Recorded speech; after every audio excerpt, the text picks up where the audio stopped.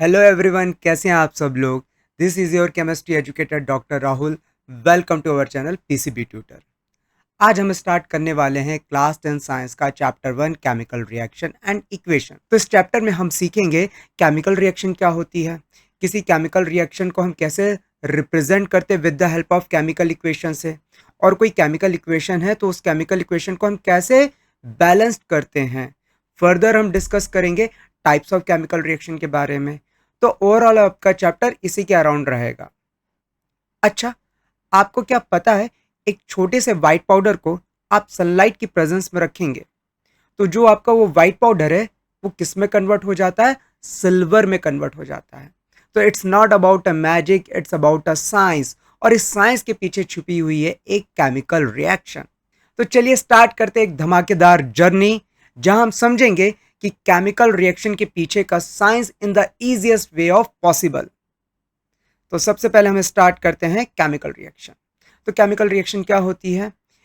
Chemical reaction basically एक ऐसी process है जहां पे एक या एक से ज़्यादा सब्सटेंस क्या हो जाते हैं, ट्रांसफॉर्म हो जाते हैं एक न्यू सब्सटेंस में, और उस न्यू सब्सटेंस की जो केमिकल प्रॉपर्टीज होती है वो इंटायरली डिफरेंट होती है जिससे वो मिलके बना है। एग्जाम्पल से हम समझते हैं। आपके पास एग्जाम्पल यहाँ पे हमने कंसीडर किया है मैग्नीशियम रिबन। तो मैग्नीशियम रिबन आपका ये होता है। इस मैग्नीशियम रिबन को हम क्या करते हैं, बर्न करते हैं। तो ये मैग्नीशियम रिबन क्या करता है, ऑक्सीजन के साथ रिएक्ट हो जाता है और क्या बना लेता है, मैग्नीशियम ऑक्साइड बना लेता है। तो ये जो मैग्नीशियम ऑक्साइड आपका जो बन रहा है, उस मैग्नीशियम ऑक्साइड की जो केमिकल प्रॉपर्टीज होती है वो इंटायरली डिफरेंट होती है मैग्नीशियम और ऑक्सीजन से। एक और हम रिएक्शन से समझते हैं। कुछ केमिकल रिएक्शन हमारे बॉडी में भी होती है। तो जब हम खाना खाते हैं तो मेनली हमारे खाने का जो सोर्स है फूड का वो क्या होता है, कार्बोहाइड्रेट होता है। तो ये जो कार्बोहाइड्रेट है हमारे बॉडी में जाता है तो ये क्या होता है, डिकम्पोज हो जाता है, या बोल सकते हो ब्रेक डाउन हो जाता है इनटू सिंपल शुगर्स में। और वो सिंपल शुगर्स क्या होती हैं, आपकी ग्लूकोज होती हैं। तो डे टू डे आपके लाइफ में कहीं ना कहीं आप देखते रहोगे, कहीं ना कहीं आपकी केमिकल रिएक्शन हो रही है। जैसे आप अगर खाना आप कुक करते हैं तो वहाँ पे भी आपकी कुछ ना कुछ केमिकल रिएक्शन हो रही है। या किसी आप आयरन ऑब्जेक्ट को हम बाहर रख दें तो आयरन ऑब्जेक्ट पे क्या लग जाती है, जंग लग जाती है, तो वो भी क्या है, केमिकल रिएक्शन है। Now we are going to discuss about the types of changes. So basically आपके दो टाइप्स के चेंजेस होते हैं। एक होता है आपका फिजिकल चेंज और दूसरा होता है आपका केमिकल चेंज। तो सबसे पहले हम बात करते हैं फिजिकल चेंज की।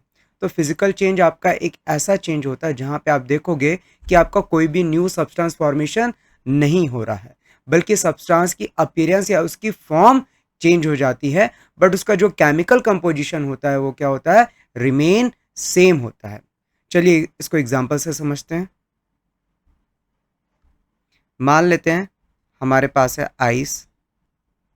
तो आइस की स्टेट क्या होती है, आपके सॉलिड स्टेट में होता है। इस आइस को आपने क्या किया, हीट किया, तो आइस क्या होगा, मेल्ट होगा, और आइस आपका किस में कन्वर्ट हो जाएगा, वाटर में। और वाटर की जो स्टेट होगी वो क्या होगी, लिक्विड स्टेट में होगा। बट यहाँ पे अगर हम इन दोनों की जो कंपोजिशन की बात करें तो आइस में भी जो आपका कंपोजिशन होगा वो आपका H2O होगा, और वाटर में जो कंपोजिशन होगा वो भी क्या होगा, H2O होगा। तो यहाँ पे आप देख रहे हो बस उसका क्या हो रहा है, स्टेट में चेंजेस आ रहे हैं। मतलब वो पहले सॉलिड था, अब क्या हो गया, लिक्विड हो गया, बट जो उसका कंपोजिशन है वो रिमेन क्या है, सेम है। इट मीन्स यहाँ पे कोई आपका नया सब्सटेंस फॉर्मेशन नहीं हो रहा है, राइट। अब बात कर लेते हैं केमिकल चेंज की।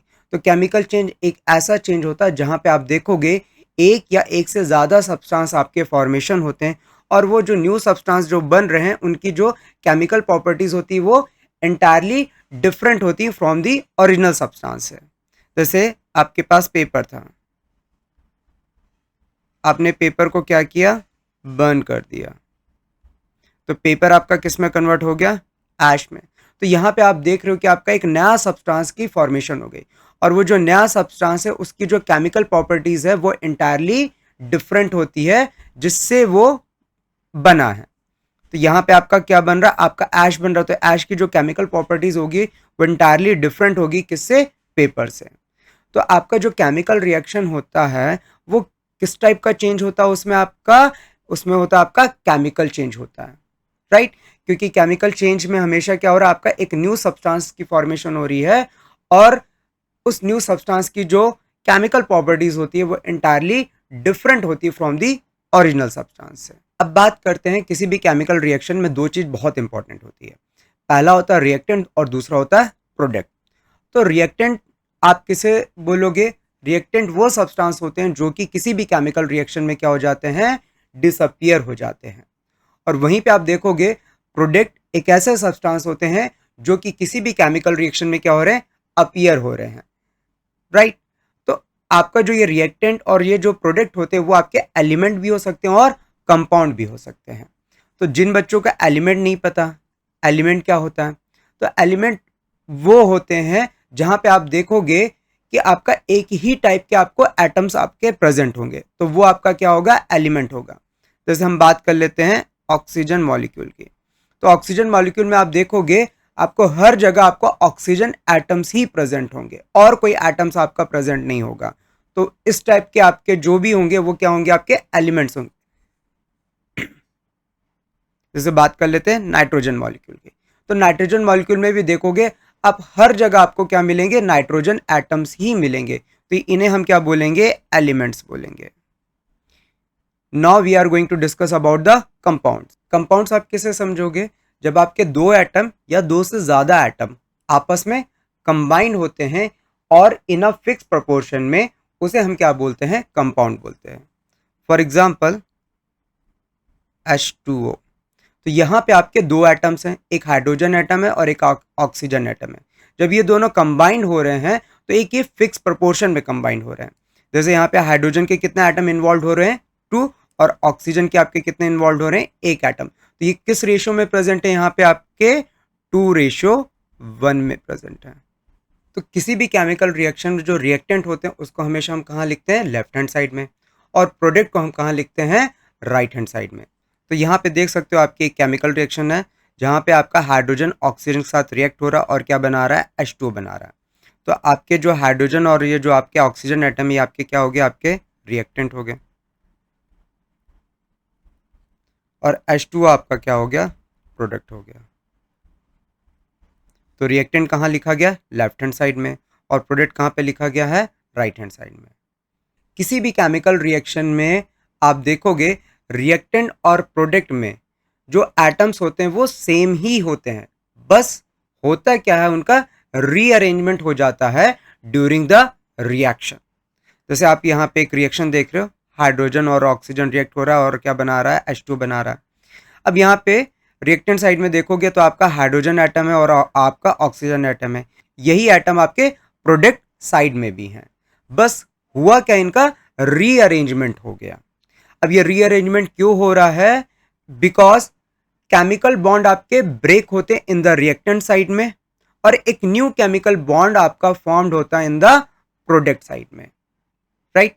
अब ये केमिकल बॉन्ड क्या होता है, केमिकल बॉन्ड का मतलब ऐसा है कि मान लेते हैं रिएक्टेंट है और रिएक्टेंट में आपका कोई एलिमेंट प्रेजेंट है।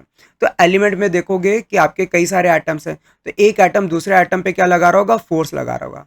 तो वो जो फोर्स ऑफ जो अट्रैक्शन है ना, उसको क्या करते हैं, हम ओवरकम करते हैं। जब तक ये फोर्स ऑफ अट्रैक्शन आपकी ओवरकम नहीं होगी, मतलब ये बॉन्ड जब तक आपका टूटेगा नहीं, तब तक आपका रिएक्टेंट किस में नहीं कन्वर्ट होगा, प्रोडक्ट में कन्वर्ट नहीं होगा।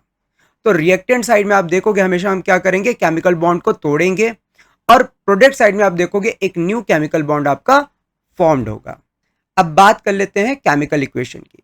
तो किसी भी केमिकल रिएक्शन को अगर आपको रिप्रेजेंट करना है तो हम किसकी मदद से करेंगे, केमिकल इक्वेशन की मदद से करेंगे। तो सबसे पहले केमिकल इक्वेशन को जो लिखा गया था वो वर्ड फॉर्म में लिखा गया था। जैसे आपका मैग्नीशियम है प्लस ऑक्सीजन मिलके क्या बना रहे हैं, मैग्नीशियम ऑक्साइड बना रहे हैं, राइट। तो ये आपकी जो वर्ड फॉर्म की इक्वेशन है बहुत ज़्यादा आपकी कंसाइज नहीं होती और बहुत ज़्यादा इसमें इंफॉर्मेशन गैदर नहीं होती, तो इट्स नॉट अ कन्वीनियंट। आपकी जो ये वर्ड फॉर्म की इक्वेशन है ज़्यादा कन्वीनियंट नहीं होती है, तो इसको हमने क्या कर दिया, रिप्लेस कर दिया किसकी मदद से, केमिकल फॉर्मूले की मदद से।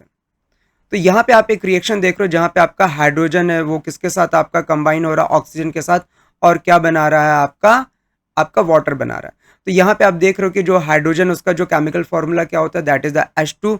ऑक्सीजन का जो केमिकल फॉर्मूला होता है वो क्या होता है, O2। और वाटर का जो केमिकल फॉर्मूला होता है वो क्या होता है, H2O।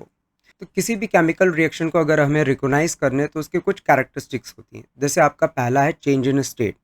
तो आप देखोगे अगर रिएक्टेंट में आपका कोई सॉलिड स्टेट है और प्रोडक्ट में आप देख रहे हो कि वो लिक्विड में आपका कन्वर्ट हो गया, तो आप बोलोगे कि यहाँ पे कुछ ना कुछ केमिकल रिएक्शन हुई है। नेक्स्ट है आपका चेंज इन कलर। तो यहाँ पे भी रिएक्टेंट में मान लो आपका कोई ब्लू कलर है और प्रोडक्ट साइड में देख रहे हो कि ब्लू कलर पूरा ही गायब हो गया, तो आप बोलोगे क्या हो रहा है, यहाँ पे कुछ केमिकल रिएक्शन हुई है। नेक्स्ट आपका evolution of gas. It means कि आपका कुछ केमिकल रिएक्शन हुई और आपका वहाँ से कुछ गैस इवॉल्व हो रही है, तो वो भी आपका क्या आपका है, that is showing the characteristics of the chemical reaction. Next है चेंज इन टेम्परेचर। तो टेम्परेचर में चेंज आ जाना, या तो टेम्परेचर इंक्रीज हो जाएगा या तो टेम्परेचर आपका डिक्रीज हो जाएगा। तो इसके मदद से भी हम बोल सकते हैं कुछ ना कुछ यहाँ पे केमिकल रिएक्शन हो रही है। और लास्ट है आपका फॉर्मेशन ऑफ प्रेसिपिटेट। तो प्रेसिपिटेट का मतलब क्या होता है, insoluble solid which is present in the solution. अगर आपको इनसॉल्युबल सॉलिड मिल जाता है किसी भी सॉल्यूशन में तो आप बोलोगे यहाँ पे कुछ ना कुछ केमिकल रिएक्शन हुई है। तो सबसे पहले हम बात करते हैं चेंज इन स्टेट की। तो चेंज इन स्टेट में आप देखोगे जो हाइड्रोजन होता है वो जनरली आपका कौन से स्टेट में मिलता है, that is the gaseous. Oxygen आपको कौन से स्टेट में मिलता है, that is the also in gases. और देखोगे ये दोनों रिएक्ट हुए और क्या बना दिए, H2O बना दिए, दैट इज द वाटर। और वाटर की जो स्टेट रहेगी वो क्या होगी, आपकी लिक्विड होगी। तो यहाँ पे देखो स्टेट चेंज हो रही, मतलब यहाँ पे कुछ ना कुछ आपकी केमिकल रिएक्शन हुई है। नेक्स्ट हम बात कर लेते हैं चेंज इन कलर। तो चेंज इन कलर में आप देखोगे CuSO4 क्या होता है, that is the copper sulphate. Copper sulphate. और कॉपर सल्फेट का जो कलर होता है वो कैसा होता है, ब्लू कलर का होता है। जब कॉपर सल्फेट आपका किससे रिएक्ट हुआ, Fe से रिएक्ट हुआ, तो ये क्या बना दिया, फेरस सल्फेट। Ferrous sulphate. और ये जो फेरस सल्फेट का जो कलर होता है वो क्या होता है आपका, लाइट ग्रीन कलर का होता है। और साथ में आपका क्या निकल गया, यहाँ पे कॉपर अलग हो गया। तो यहाँ पे आप देख रहे हो कि ब्लू कलर से किस में कन्वर्ट हो रहा है, लाइट ग्रीन कलर में। तो डेफिनेटली यहाँ पे कुछ ना कुछ आपकी केमिकल रिएक्शन हो रही है। नेक्स्ट हम बात कर लेते हैं चेंज इन टेम्परेचर की। तो ये आपका क्या है, कैल्शियम ऑक्साइड। कैल्शियम ऑक्साइड किसके साथ रिएक्ट हो रहा है, वाटर के साथ। और ये क्या बना दिया, कैल्शियम हाइड्रोक्साइड। Calcium hydroxide. और साथ में आपकी क्या हो रही है, हीट रिलीज हो रही है। तो हीट रिलीज हुई मतलब क्या हो रहा है, यहाँ पे आपका कुछ ना कुछ आपका टेम्परेचर में चेंजेस हुआ, मतलब आपकी एनर्जी रिलीज हो रही। हीट क्या एक प्रकार की एनर्जी है, तो मतलब एनर्जी रिलीज हुई। तो एनर्जी रिलीज होने के कारण क्या होगा, रिएक्शन का टेम्परेचर क्या हो जाएगा, बढ़ जाएगा। कुछ ऐसी भी रिएक्शन होती हैं जहाँ पे क्या होता है, आपका एनर्जी अब्जॉर्व हो जाती है फ्रॉम द सराउंडिंग से, तो वहाँ पे क्या होगा, टेम्परेचर आपका डिक्रीज हो जाता है। इसी को हम थोड़ा सा और डिटेल में समझेंगे। बेसिकली जहाँ पे एनर्जी रिलीज होती है उसे हम बोलते हैं एक्सोथर्मिक रिएक्शन, और जहाँ पे एनर्जी अब्जॉर्व होती है उसे हम क्या बोलते हैं, एंडोथर्मिक रिएक्शन। तो थोड़ा हम इसे डिटेल में समझेंगे आगे। नेक्स्ट हम बात कर लेते हैं इवोल्यूशन ऑफ गैस। तो ये आपका जिंक मेटल है। जिंक मेटल किसके साथ रिएक्ट हो रहा है, H2SO4, that is the sulphuric acid. Sulphuric acid. और ये क्या बना लिया, जिंक सल्फेट बना लिया।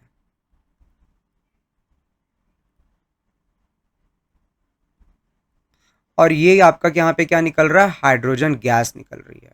तो यहाँ पे क्या हो रहा है, गैस का इवोल्यूशन हो रहा है, मतलब यहाँ पे आपके हाइड्रोजन गैस निकल रही है, मतलब यहाँ पे डेफिनेटली केमिकल रिएक्शन आपकी हो रही है। नेक्स्ट है फॉर्मेशन ऑफ प्रेसिपिटेट। तो ये आपका क्या है, Na2SO4, that is the sodium sulphate. किसके साथ रिएक्ट हो रहा है, बेरियम क्लोराइड के साथ। तो ये क्या बना रहा है, बेरियम सल्फेट बना रहा है। Barium sulphate. और आपका ये NaCl क्या है, sodium chloride.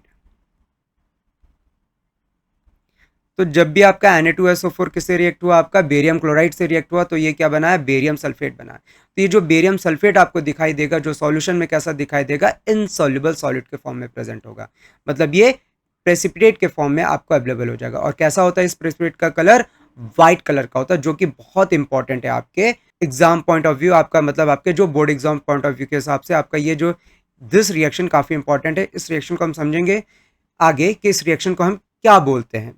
Right, now we are going to discuss about the balancing the chemical equation, but before balancing the chemical equation I suggest आपको ये टेबल आनी चाहिए, मतलब ये टेबल आपको याद हो जानी चाहिए, क्योंकि इस टेबल में आपको एलिमेंट दिया और उस एलिमेंट की आपकी वैलेंसी दी है।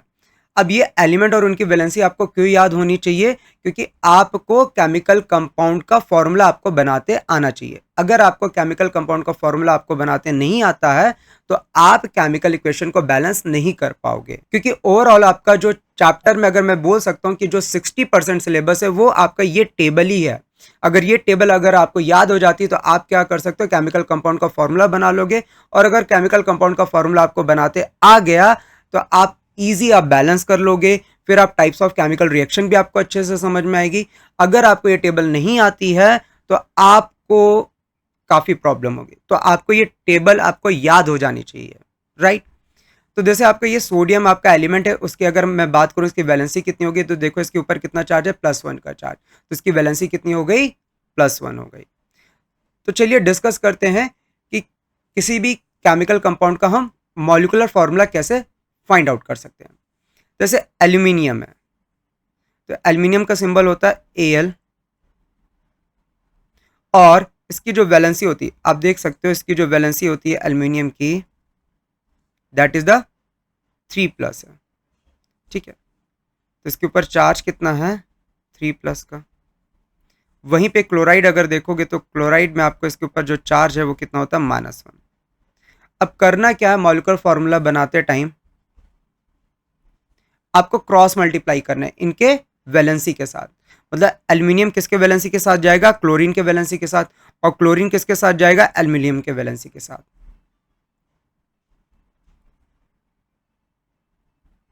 बट आपको चार्जेस का जो जो ये चार्जेस दिए उनका ये जो साइन है प्लस प्लस और ये माइनस, ये इग्नोर कर देना है, ठीक है। बस आपको नंबर्स लिखने हैं। तो एल्यूमिनियम Al, Cl की वैलेंसी कितनी है, 1 है, तो 1 लिखो ना लिखो बराबर होता है। और Cl किसके साथ जाएगा, एल्यूमिनियम के वैलेंसी के साथ। इग्नोर द साइन, ये पॉजिटिव निगेटिव को इग्नोर कर दो, तो AlCl3 बन गया। तो ये बन गया आपका मॉलिक्यूलर फॉर्मूला किसका, एल्यूमिनियम क्लोराइड का। नेक्स्ट हम बात कर लेते हैं मैग्नीशियम सल्फेट की। तो मैग्नीशियम का अगर देखोगे, मैग्नीशियम के ऊपर जो चार्ज होता है वो होता है +2 का चार्ज, और सल्फेट के ऊपर जो चार्ज होता है दैट इज द -2 का चार्ज। तो मैग्नीशियम किसके साथ जाएगा, सल्फेट के वैलेंसी के साथ, और सल्फेट किसके साथ जाएगा, मैग्नीशियम के वैलेंसी के साथ। तो हम इसे लिखेंगे Mg2, और SO4 का देखो यहाँ पे 2 मत लिख देना, ये SO4 का क्या होगा, होल ट्वाइस होगा, तो 2 से 2 क्या होगा, कैंसिल आउट हो गया, तो ये क्या बन गया आपका MgSO4 बन गया।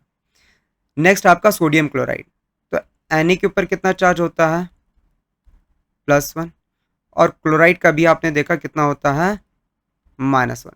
तो Na किसके साथ जाएगा, क्लोराइड के वैलेंसी के साथ, और क्लोराइड किसके साथ जाएगा, सोडियम के वैलेंसी के साथ। तो इसको हम लिखेंगे Na, अब 1 लिखो ना लिखो बराबर होता है, Cl में भी 1 लिखो ना लिखो बराबर होगा। नेक्स्ट है कैल्शियम कार्बोनेट, तो कैल्शियम के ऊपर कितना चार्ज होता है, +2 का, और कार्बोनेट के ऊपर कितना चार्ज होता है, -2 का, राइट। आपको याद रखना है कि बस आपको वैलेंसी का क्रॉस मल्टीप्लाई करना है, मतलब एल्यूमिनियम जैसे यहाँ पे Cl की वैलेंसी के साथ जा रहा है क्लोराइड की वैलेंसी के साथ, और क्लोराइड किसके साथ जा रहा है, एल्यूमिनियम वैलेंसी के साथ। बस उनके क्या करना है, साइन को इग्नोर कर देना है। तो जैसे यहाँ पे कैल्शियम है, कैल्शियम किसके साथ जाएगा, कार्बोनेट की वैलेंसी के साथ, और कार्बोनेट किसके साथ जाएगा, कैल्शियम की वैलेंसी के साथ। तो यहाँ पे लिखेंगे Ca2।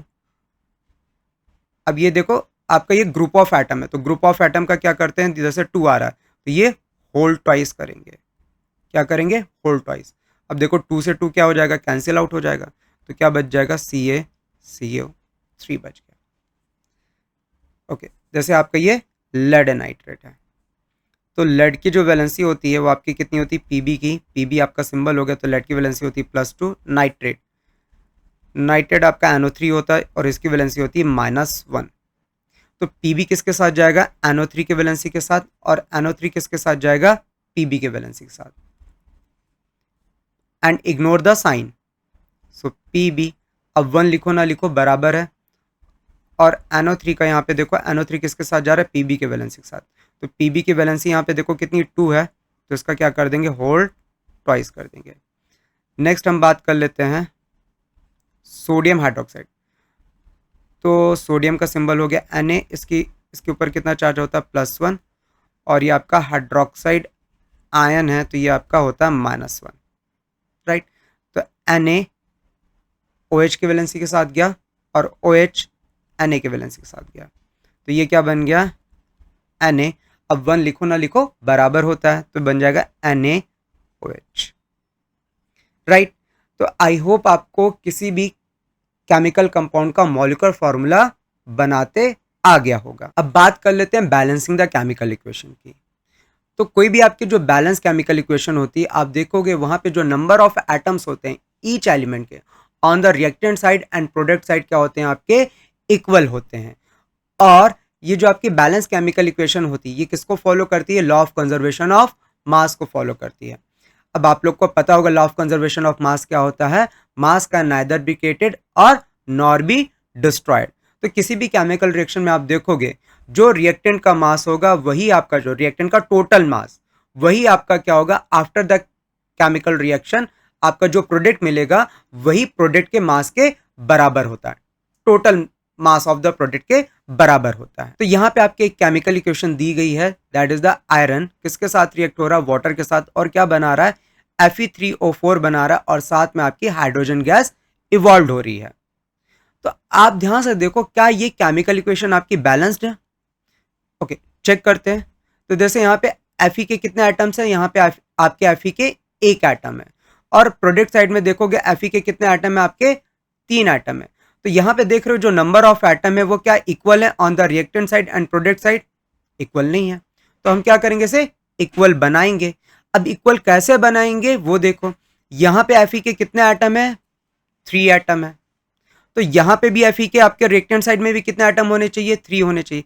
अब ये जो 3 आप जो मल्टीप्लाई करोगे वो इसके कोफिशिएंट में मल्टीप्लाई करोगे, जैसे आपने मैथ में पढ़ा होगा ना, जैसे 3x लिखा होता है, तो जो x का कोफिशिएंट होता है वो क्या होता है, 3 होता है। वैसे यहाँ पे Fe का जो कोफिशिएंट में हम जो मल्टीप्लाई करेंगे, कितना मल्टीप्लाई करेंगे, 3 से मल्टीप्लाई करेंगे।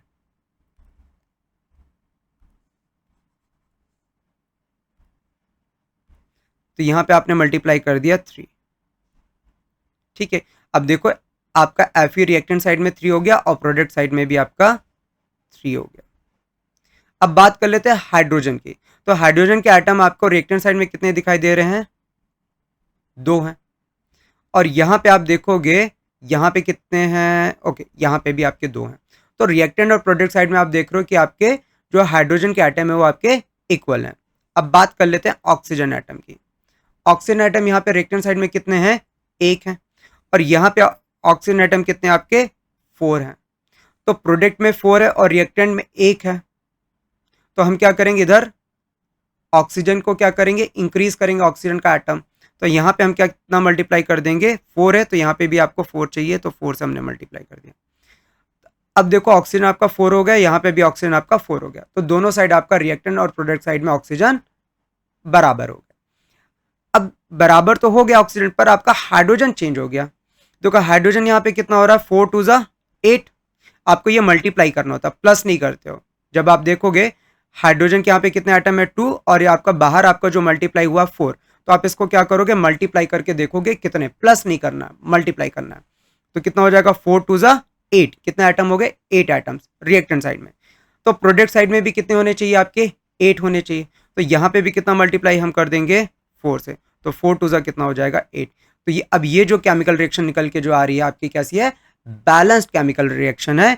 क्यों है, क्योंकि यहाँ पे आप देख रहे हो कि जो नंबर ऑफ एटम्स हैं on the reactant side and product side वो कैसे हैं, इक्वल हैं। कुछ और एग्जांपल से समझते हैं। जैसे आपका यहाँ पे हाइड्रोजन दिया है, हाइड्रोजन के यहाँ पे आप देखोगे नंबर ऑफ एटम कितने 2 हैं, और यहाँ पे प्रोडक्ट साइड में देखोगे हाइड्रोजन के नंबर ऑफ एटम कितने हैं, यहाँ पे भी 2 हैं। ऑक्सीजन के मतलब ये आपका हाइड्रोजन तो बैलेंस हो गया। अब बात कर लेते हैं ऑक्सीजन एटम की, तो ऑक्सीजन एटम कितने यहाँ पे दिखाई दे रहे हैं, 2, और यहाँ पे कितना दिखाई दे रहा है, 1। तो हम क्या करेंगे, प्रोडक्ट साइड में ऑक्सीजन एटम को इंक्रीज करेंगे, तो यहाँ पे 2 है तो यहाँ पे भी आपके कितने होने चाहिए, 2। तो आपके 2 ऑक्सीजन एटम हो गए प्रोडक्ट साइड में, और रिएक्टेंट साइड में भी कितने हो गए, 2 हो गए। बट ध्यान से देखो आपका प्रोडक्ट साइड में जो हाइड्रोजन है वो कितने हो गए, 2 इंटू 2 कितने हो गए, 4 हो गए। तो रिएक्टेंट साइड में भी आपके कितने होने चाहिए, 4 होने चाहिए। तो यहाँ पे कितना मल्टीप्लाई कर देंगे, 2। अब देखो रिएक्टेंट साइड में कितने हो गए, 2 इंटू 2 4, और प्रोडक्ट साइड में भी कितने हो गए, 2 इंटू 2 4। तो आपके ये क्या हो गया, रिएक्शन आपकी बैलेंस्ड हो गई। नेक्स्ट है आपका मैग्नीशियम किसके साथ रिएक्ट हो रहा है, ऑक्सीजन के साथ, और क्या बना रहा है, मैग्नीशियम ऑक्साइड बना रहा है। तो यहाँ पे देखोगे मैग्नीशियम के कितने एटम है, 1 है। प्रोडक्ट साइड में भी देखोगे मैग्नीशियम के कितने हैं, 1 एटम है। बट रिएक्टेंट में आप देखोगे ऑक्सीजन के कितने, 2 हैं, और प्रोडक्ट साइड में देखोगे ऑक्सीजन के कितने एटम है, 1 है। तो प्रोडक्ट साइड में ऑक्सीजन एटम आपके क्या है, कम है, तो इसको हम क्या करेंगे, इंक्रीज करेंगे, किसके बराबर लाएंगे, रिएक्टेंट के एटम्स के बराबर। तो रिएक्टेंट में देखो कितने ऑक्सीजन के एटम है, 2, तो यहाँ पे मल्टीप्लाई करना पड़ेगा आपको, 2 से मल्टीप्लाई करना पड़ेगा।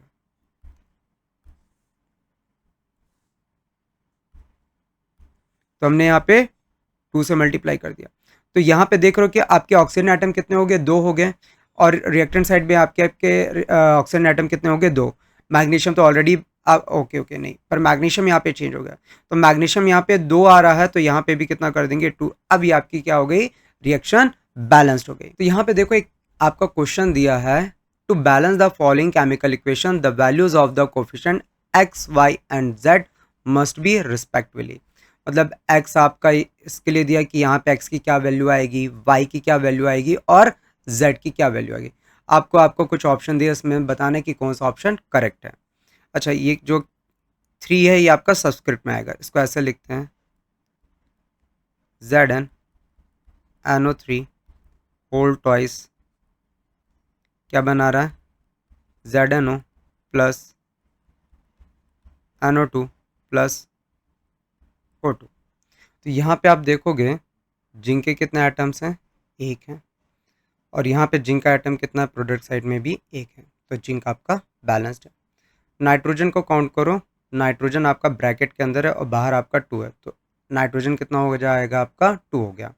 तो रिएक्टेंट साइड में 2 है, पर प्रोडक्ट साइड में देखो 1 है, तो यहाँ पे हम 2 का मल्टीप्लाई कर दिए।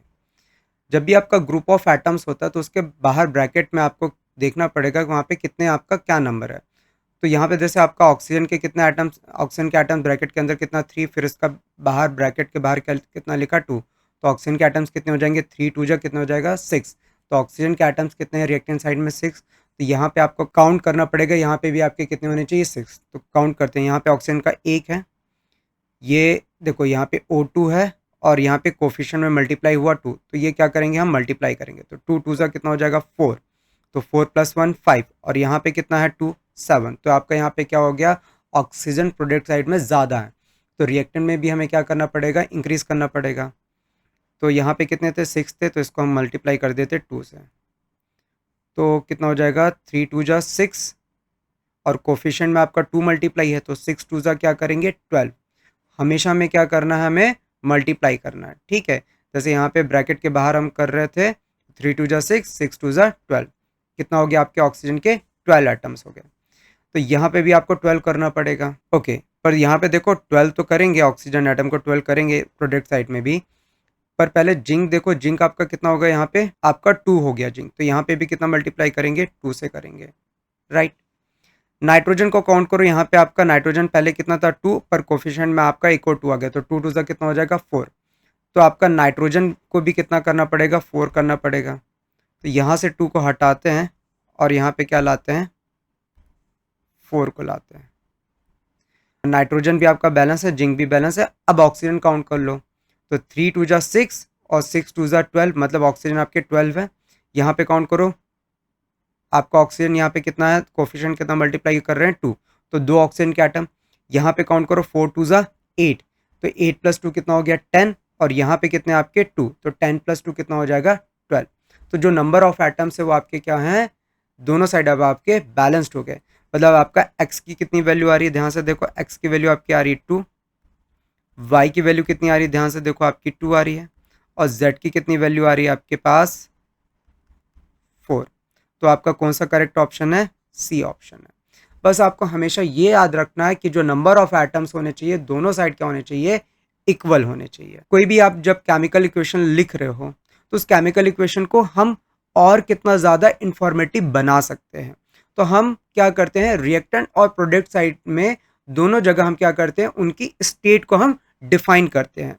जैसे गैसेस के लिए जो हम एब्रीवेशन यूज़ करेंगे वो स्मॉल जी होगा, लिक्विड के लिए जो हम एब्रीवेशन यूज़ करेंगे वो स्मॉल एल होगा, सॉलिड के लिए हम जो एब्रीवेशन यूज़ करेंगे वो एस होगा, और एक आपका एक्वस स्टेट। एक्वस का मतलब होता है कि कोई भी कंपाउंड जो पानी में आपका क्या हो रहा है, डिजॉल्व हो रहा है, उसे हम क्या बोलेंगे, एक्वस। तो एक्वस के लिए क्या लिखेंगे हम, ए क्यू लिखेंगे, शॉर्ट फॉर्म क्या रहेगा, ए क्यू। तो जैसे आपकी ये केमिकल रिएक्शन है, राइट, आपकी ये केमिकल रिएक्शन देखो, पहली बात तो बैलेंस है कि नहीं है, देखो एफ यहाँ पे 3 है और यहाँ पे भी एफ आपके कितने 3, देखो एफ रिएक्टेंट साइड में 3 है, ये भी 3 है। हाइड्रोजन काउंट करो, 4 2 ज़ा 8, 4 2 ज़ा 8, मतलब हाइड्रोजन भी आपका बैलेंस्ड है। ऑक्सीजन को देखो काउंट करो, ऑक्सीजन यहाँ पे कोफिशिएंट आपको देखना पड़ेगा। देखो जब आप कोफिशिएंट में यहाँ पे 4 मल्टीप्लाई कर रहे हो तो 4 आपका हाइड्रोजन के लिए भी है और 4 आपका ऑक्सीजन के लिए भी है। ये मत समझना कि 4 केवल आपका हाइड्रोजन के लिए आ रहा है, नहीं, अगर कोफिशिएंट में मल्टीप्लाई कर रहे हो 4 तो 4 आपका ऑक्सीजन के लिए भी है, राइट। तो यहाँ पे ऑक्सीजन देखो कितना हो गया 4, यहाँ पे काउंट करो कितना है 4, तो ऑक्सीजन भी आपका 4 है, मतलब ये बैलेंस्ड है। तो यहाँ पे देख रहे हो कि जो Fe है रिएक्टेंट साइड में वो किस फॉर्म में है, यहाँ पे लिखा सब्सक्रिप्ट में S लिखा, मतलब आपका यहाँ पे जो आयरन है वो कैसा, सॉलिड स्टेट में था। यहाँ पे जो H2O है वो आपको किस फॉर्म में लेना है, यहाँ पे आपका गैसेस स्टेट, मतलब यहाँ पे जो स्टीम फॉर्म में होगा, आपका जो वाटर होगा वो स्टीम फॉर्म में होगा, मतलब गैसेस स्टेट में था। जब रिएक्ट हुआ तो ये क्या बना दिया, Fe3O4 बनाया, तो यहाँ पे Fe3O4 जो आ रहा है वो सॉलिड स्टेट में आ रहा है, और जो हाइड्रोजन यहाँ पे जो गैस निकल रही है आपकी, आपका यहाँ पे गैस के लिए यहाँ पे क्या सिंबल यूज कर दिया, जी कर दिया। तो आपको हमेशा जो भी केमिकल रिएक्शन लिखोगे तो उसकी स्टेट को भी डिफाइन करना कंपलसरी है on the reactant side and product side as well. अब बात कर लेते हैं टाइप्स ऑफ केमिकल रिएक्शन की। तो सबसे पहले आपका जो फर्स्ट रिएक्शन आ रही है वो कौन सी है, कॉम्बिनेशन रिएक्शन। नाम से सुनाई दे रहा कॉम्बिनेशन, मतलब कुछ कंबाइन होने वाला है, राइट।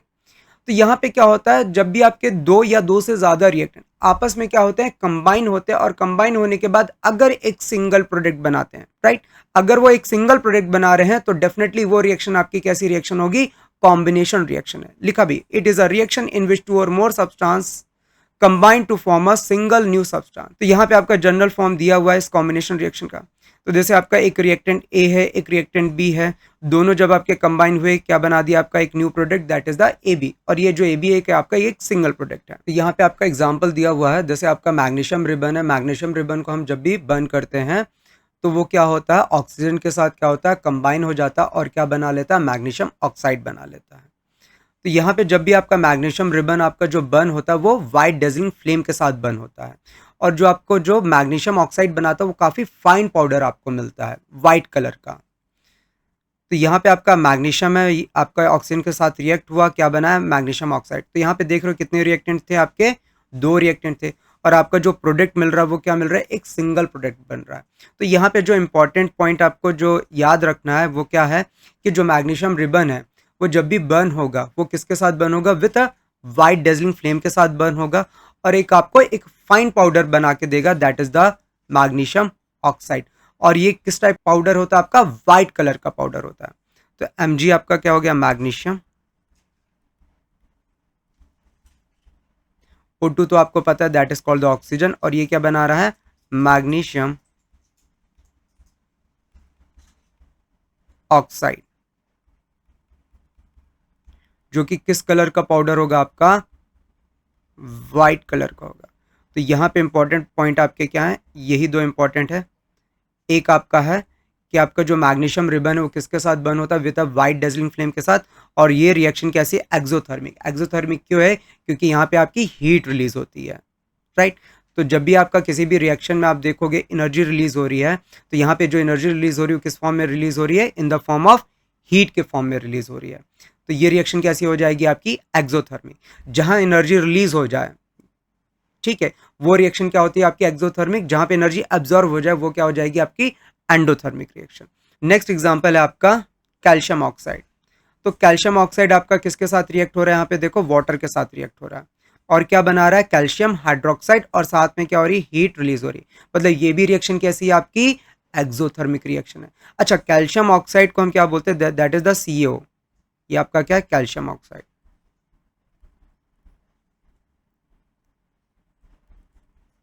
और ये जो कैल्शियम ऑक्साइड होता है इसी को हम क्या बोलते हैं quick lime, quick lime, quick lime मतलब चूना, राइट। क्वेश्चन आपका जो आता है इस रिएक्शन के लिए आपको आएगा आपका किससे, क्विक लाइम से आएगा, तो आपको ये वर्ड, आपको ये आपका नाम याद होना चाहिए, क्विक लाइम आपका। अच्छा, ये कैल्शियम ऑक्साइड का केमिकल फॉर्मूला कैसे बन रहा होगा, तो कैल्शियम आयन की जो वैलेंसी होती है +2 और ऑक्साइड आयन की जो वैलेंसी होती है -2, तो Ca O के साथ गया, O Ca के साथ गया, तो क्या लिखेंगे Ca, बस साइन को इग्नोर कर दो, Ca2O2, 2 से 2 कैंसिल, तो क्या बन जाएगा CO। तो इस टाइप से आपका केमिकल कंपाउंड का केमिकल फार्मूला बना लेते हैं। तो ये आपका कैल्शियम ऑक्साइड है जिसे हम क्या बोलते हैं क्विकलाइम, ये वाटर के साथ रिएक्ट हुआ, क्या बनाया कैल्शियम हाइड्रोक्साइड बनाया, इसे हम क्या बोल रहे हैं कैल्शियम हाइड्रोक्साइड। पर इसका जो फेमस नाम है वो क्या है आपका स्लैग्ड लाइम, क्या बोलते हैं इसे, स्लैग्ड लाइम बोलते हैं, स्लैग्ड लाइम। और यहाँ पे भी क्या हो रही, हीट रिलीज हो रही, मतलब ये कौन सी रिएक्शन आपकी एक्सोथर्मिक। तो यहाँ पे भी देख रहे हो ना, आपका एक रिएक्टेंट है कैल्शियम ऑक्साइड, दूसरा रिएक्टेंट आपका वाटर, जब दोनों रिएक्ट हुए तो आपका क्या बना, एक सिंगल प्रोडक्ट बन रहा है, that is the calcium hydroxide, और साथ में क्या रिलीज हो रही है आपकी हीट रिलीज हो रही है। तो यहाँ पे भी आपके दो इंपॉर्टेंट पॉइंट है, पहला क्या है कि आपकी कैसी रिएक्शन है, ये एक्सोथर्मिक रिएक्शन है, हाँ कॉम्बिनेशन रिएक्शन तो है, पर साथ में क्या है आपकी इसमें क्या हो रही है हीट रिलीज हो रही है, तो हम बोलेंगे कैसी रिएक्शन है एक्सोथर्मिक है। दूसरा यहाँ पे आपका जो क्विकलाइम होता है वो विग्रसली रिएक्ट होता है किसके साथ, वाटर के साथ, मतलब तुरंत रिएक्ट होता है, रैपिडली रिएक्ट होता है वाटर के साथ, और आपका क्या बनाता है कैल्शियम हाइड्रोक्साइड बनाता है, और साथ में आपकी हीट रिलीज होती है। अब बात कर लेते हैं जो स्लैगलाइम होता है जिसे हम बोलते हैं कैल्शियम हाइड्रोक्साइड, वो कहाँ पे यूज होता है, व्हाइट वॉश के लिए यूज करते हैं ऑन द वॉल्स पे। तो जब भी हम इसे यूज करते हैं as a whitewash on the wall, तो आपको देखने को क्या मिलेगा, एक शाइनी व्हाइट कलर देखने को मिलता है आफ्टर 2 और 3 डेज के बाद।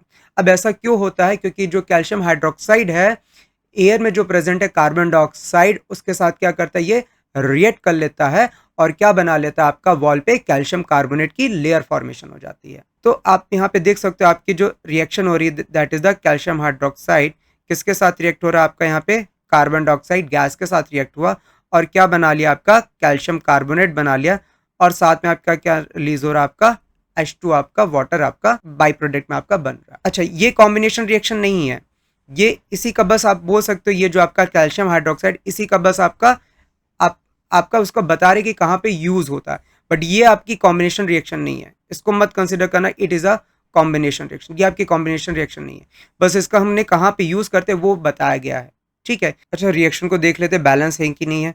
जैसे यहाँ पे आपका कैल्शियम कितना है, 1 है, यहाँ पे भी कैल्शियम आपका 1 है।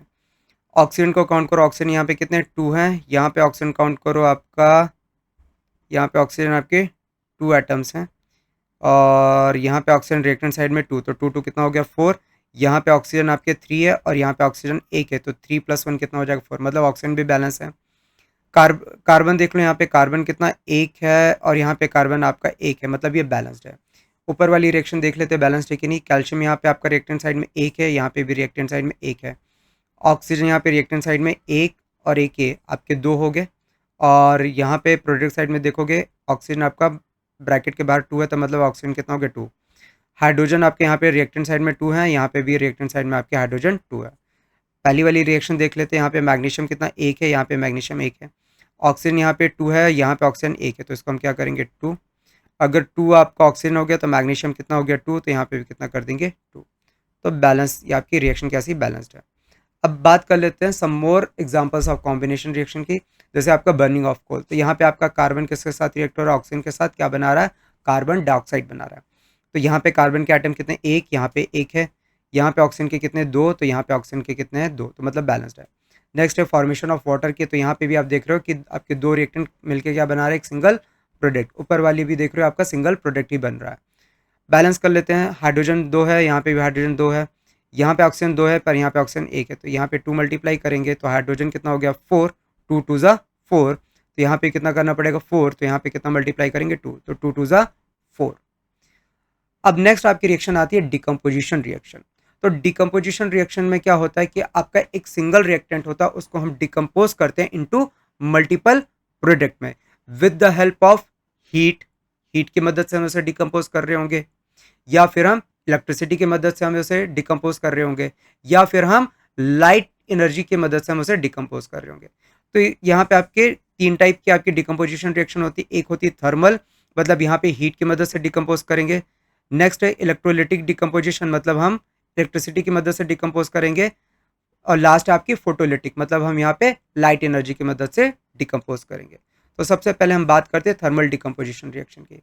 तो थर्मल डिकम्पोजिशन रिएक्शन में क्या कर रहे हैं, कोई भी आपका एक सिंगल रिएक्टेंट हम उसको क्या कर रहे हैं, हीट कर रहे हैं, तो आपका वो मल्टीपल प्रोडक्ट में कन्वर्ट हो रहा है, राइट। जैसे यहाँ पे कैल्शियम कार्बोनेट है, तो कैल्शियम कार्बोनेट को हमने क्या कर दिया, हीट कर दिया। ये हीट का सिंबल होता है, ठीक है। हीट का आपका सिंबल आपका, या तो आप हीट लिखो या तो उसका सिंबल यूज करो।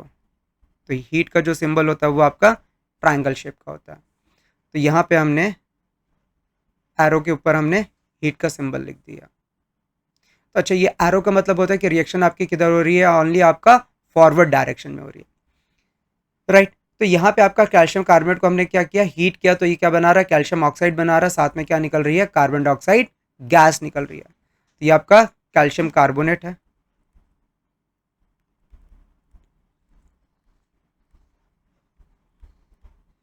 जैसे हमने हीट किया तो क्या बनाया, कैल्शियम ऑक्साइड बना दिया, कैल्शियम ऑक्साइड। और दूसरा नाम क्या है इसका, क्विक लाइम भी है, ठीक है। तो दूसरा नाम भी आपको बड़ा फेमस, वो बहुत याद होना चाहिए, कैल्शियम ऑक्साइड का दूसरा नाम क्विक लाइम।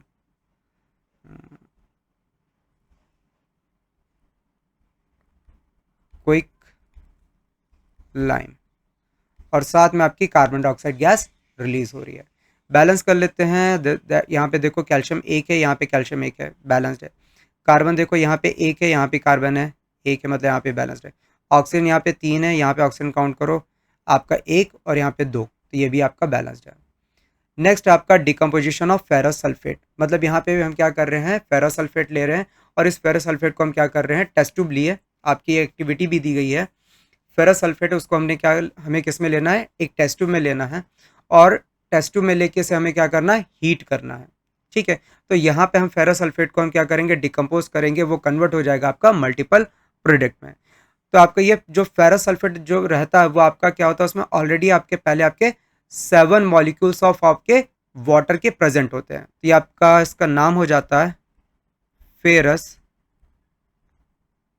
सल्फेट।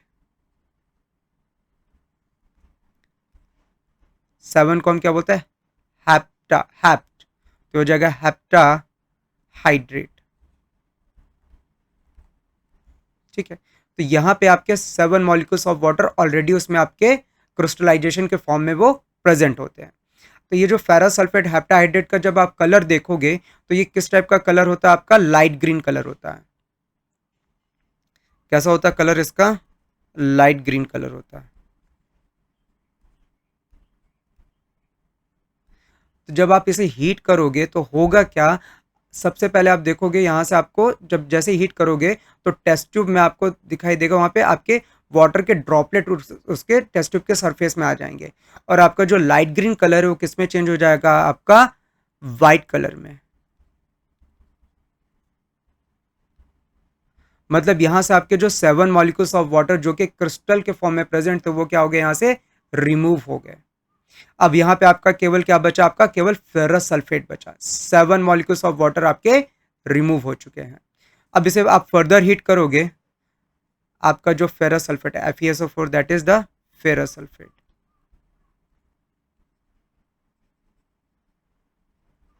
आप इसे फर्दर हीट करोगे तो आपको क्या मिलेगा, फेरिक ऑक्साइड मिलेगा।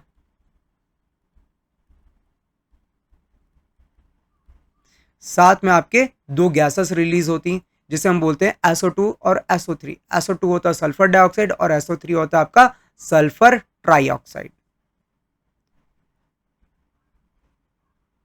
सल्फर डाइऑक्साइड और ये होता है सल्फर ट्राइऑक्साइड। यहाँ पे जो फेरिक ऑक्साइड मिलेगा वो कैसा कलर मिलेगा, आपका ब्राउन कलर का मिलता है। जब आप देखोगे, जब आप पूरा बर्न हो जाएगा आपका ये जो फेरस सल्फेट, तो आपको नीचे देखोगे आपका जो सॉलिड फॉर्म में जो अवेलेबल होगा वो आपका क्या होगा, फेरिक ऑक्साइड होगा, और वो कैसा होगा, कुछ रेडिश ब्राउन कलर का होगा, बोल सकते हैं ब्राउन कलर का होगा।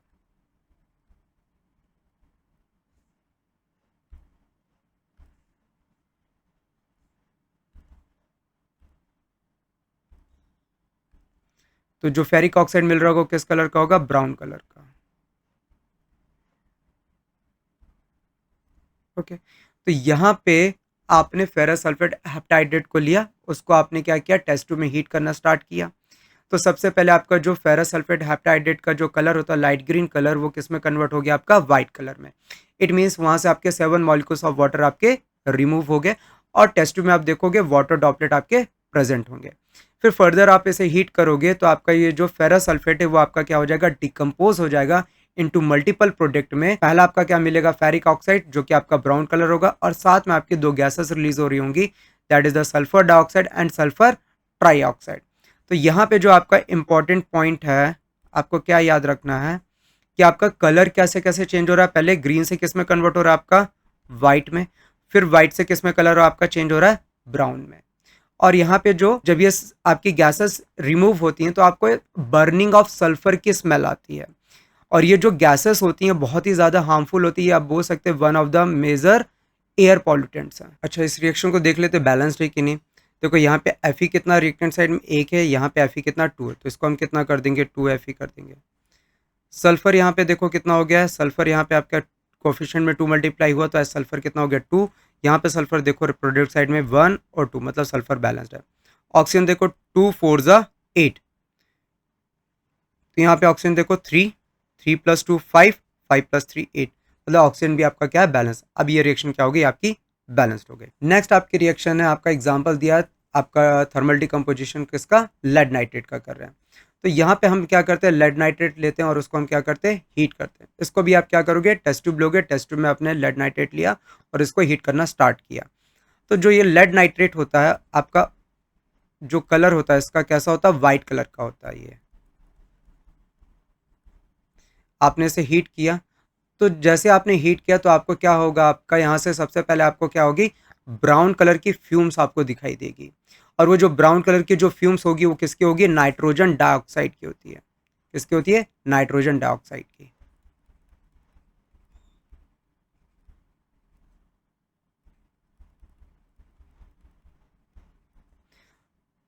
और साथ में आपकी क्या निकल रही होगी, ऑक्सीजन गैस निकल रही होगी।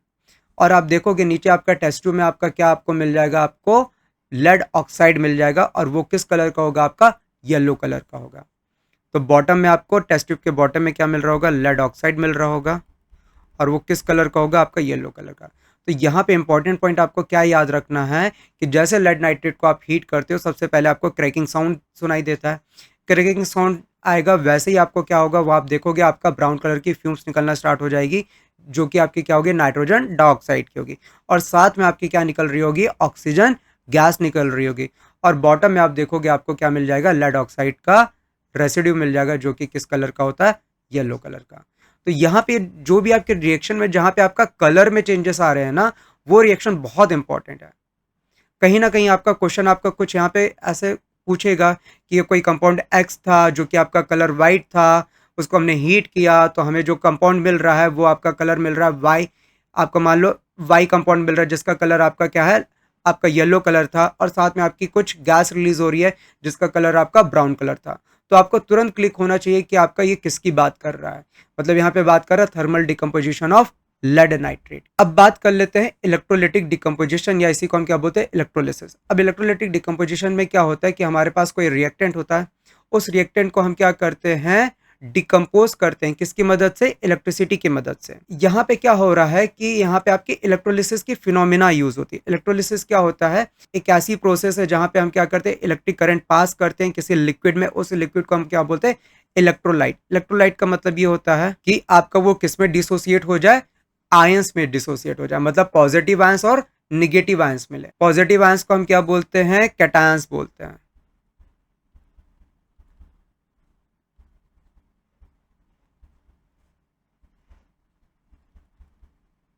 और निगेटिव आयंस को हम क्या बोलते हैं? एनायंस।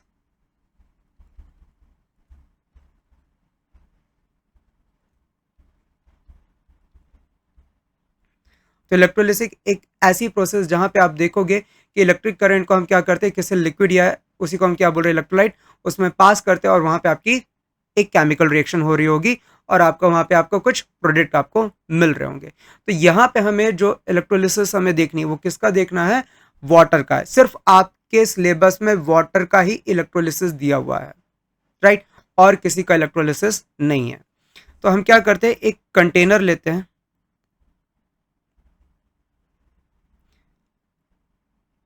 एक ही आपका मान लेते कंटेनर है, और इस कंटेनर में हम वाटर फिल कर लेते हैं। अच्छा, जो प्योर वाटर होता है ना, वो आपका आपका इलेक्ट्रोलाइट ऐसा होना चाहिए जो अपने अंदर में से, मतलब आयंस में डिस्ट्रीब्यूट हो सके। इट मीन्स अपने अंदर में से इलेक्ट्रिसिटी को कंडक्ट कर सके। तो जो प्योर वाटर मान लेते हैं, अगर ये आपका ये प्योर वाटर है,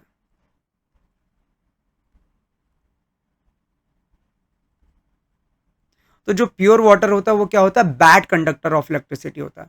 तो उसे गुड कंडक्टर बनाने के लिए हम इसमें क्या करेंगे? ऐड करेंगे few drops of sulphuric acid. तो इसमें हमने few drop of sulphuric acid इसमें हमने डाल दिया, तो जिसकी वजह से ये प्योर वाटर आपका क्या बन जाता है? गुड कंडक्टर ऑफ इलेक्ट्रिसिटी बन जाता है, राइट। देखो, हमने क्या लिया? बीकर लिया, बीकर हमने प्योर वाटर लिया। अब प्योर वाटर जो होता है वो कैसा होना चाहिए आपका? यहाँ पे क्या है? वो लिक्विड आपका क्या होना चाहिए? इलेक्ट्रोलाइट, मतलब लिक्विड यहाँ पे आपका प्योर वाटर है। तो अगर इसे, ये आपका अभी इलेक्ट्रोलाइट में नहीं है प्योर वाटर। क्यों नहीं है? क्योंकि आपका ये बैड कंडक्टर ऑफ इलेक्ट्रिसिटी होता है, क्योंकि अपने अंदर में से इलेक्ट्रिसिटी को ये पास नहीं करवा सकता प्योर वाटर। तो इसे गुड कंडक्टर बनाने के लिए हम क्या करते हैं? थोड़ा सा, कुछ ड्रॉप सल्फ्यूरिक एसिड का इसमें ऐड कर देते हैं, जिसके वजह से अब आपका ये जो वाटर है ये आपका क्या हो जाएगा? डिसोसिएट हो जाएगा। इट मीन्स आपका क्या हो जाएगा? आपका ये अपने अंदर में से इलेक्ट्रिसिटी को पास करवा सकेगा। अब इसमें क्या बोल रहा है कि इंसर्ट करते टू इलेक्ट्रोड्स, जो कि किसके बने हुए? ग्रेफाइट के।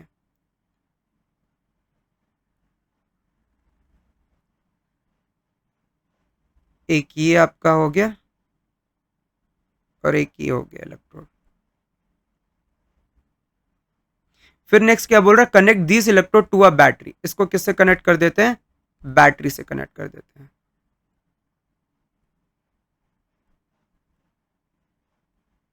तो आपको पता होगा कि बैटरी में जो आपकी जो बड़ी वाली लाइन होती है वो आपका क्या शो करती है? Positive terminal.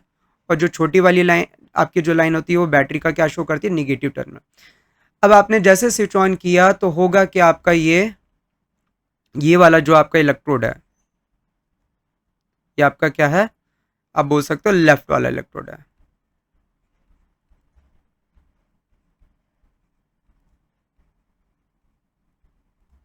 और ये वाला आपका राइट इलेक्ट्रोड है।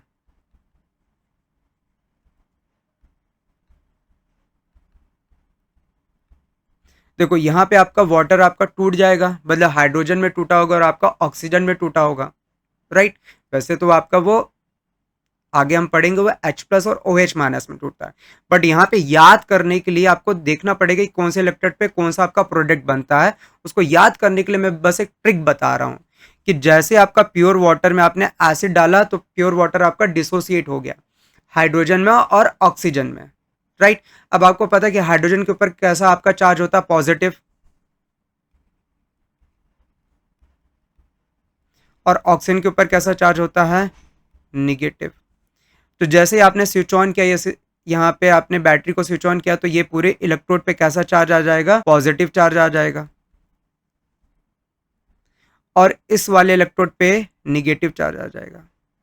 तो मुझे बताओ ये जो हाइड्रोजन है, जो ये हाइड्रोजन है जो आपका टूटा है, वाटर आपका डिसोसिएट हुआ आपका हाइड्रोजन और ऑक्सीजन में, वैसे इस फॉर्म में नहीं टूटता है। फिर से मैं बता रहा हूँ, H प्लस और OH माइनस में टूटता है।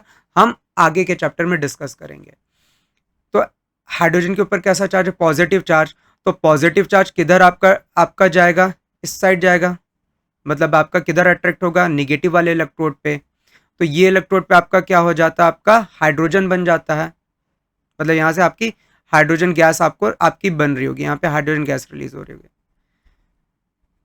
और जो निगेटिव इलेक्ट्रोड होता है इसी को हम क्या बोलते हैं? कैथोड बोलते हैं। इसी को हम क्या बोलते हैं? निगेटिव इलेक्ट्रोड को, जिस पे आपका निगेटिव चार्ज आ रहा है, इसी को हम क्या बोलते हैं? कैथोड बोलते हैं।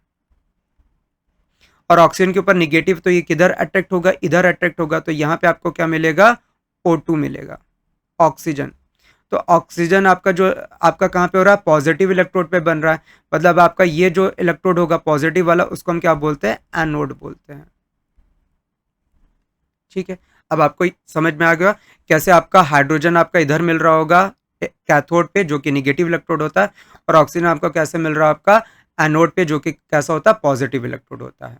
जैसे हमने वाटर को डाला, वाटर में क्या होता है? आपका बैड कंडक्टर ऑफ इलेक्ट्रिसिटी होता है, तो हमने थोड़ा सा ड्रॉप डाल दिया H2SO4 का, जिसके कारण वो डिसोसिएट हो गया हाइड्रोजन और ऑक्सीजन में। वैसे होता नहीं, बस मैं ट्रिक के लिए बता रहा हूँ आपको, याद ऐसे रखना है कि हाइड्रोजन और ऑक्सीजन में डिसोसिएट हो गया, तो हाइड्रोजन के ऊपर आपका कैसा चार्ज होता है? पॉजिटिव, और ऑक्सीजन के ऊपर कैसा होता है? निगेटिव। आपने बैटरी का स्विच ऑन किया तो ये वाले इलेक्ट्रोड पे पॉजिटिव और ये आपका इलेक्ट्रोड पे निगेटिव। तो जो आपका आपका लेफ्ट इलेक्ट्रोड, उस पर पॉजिटिव चार्ज आ जाता है, उसको हम बोलते हैं एनोड, और जिस पे निगेटिव चार्ज आ जाता है उसे हम क्या बोलते हैं? कैथोड बोलते हैं। तो आपका जो ऑक्सीजन है वो निगेटिव है, तो किधर अट्रैक्ट होगा? पॉजिटिव की तरफ। तो आपका एनोड पे क्या मिलेगा? ऑक्सीजन। और जो आपका हाइड्रोजन है वो किधर अट्रैक्ट होगा? आपका निगेटिव साइड, क्योंकि इस पे कैसा चार्ज है? पॉजिटिव। तो वो किधर पे मिलेगा? आपको कैथोड पे मिलेगा। तो यहाँ पे आपकी रिएक्शन दी हुई है कि वाटर में हमने जब भी इलेक्ट्रिसिटी पास की, तो ये आपका क्या हो रहा है? वो किस में कन्वर्ट हो रहा है? हाइड्रोजन और ऑक्सीजन में कन्वर्ट हो गया। तो जो हाइड्रोजन जो ऑब्जर्व होती है वो कहाँ पे होती है? कैथोड पे होती है। और कैथोड किस टाइप का इलेक्ट्रोड होता है? निगेटिव इलेक्ट्रोड होता है।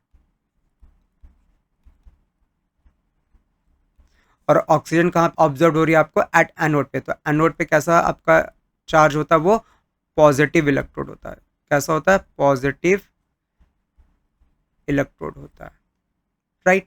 अच्छा, आप इसे बैलेंस करोगे तो हाइड्रोजन यहाँ पे 2 है, तो ये 2 है। ऑक्सीजन यहाँ पे आपका 1 है, पर यहाँ पे 2 है, तो इसको हम क्या कर देंगे? 2।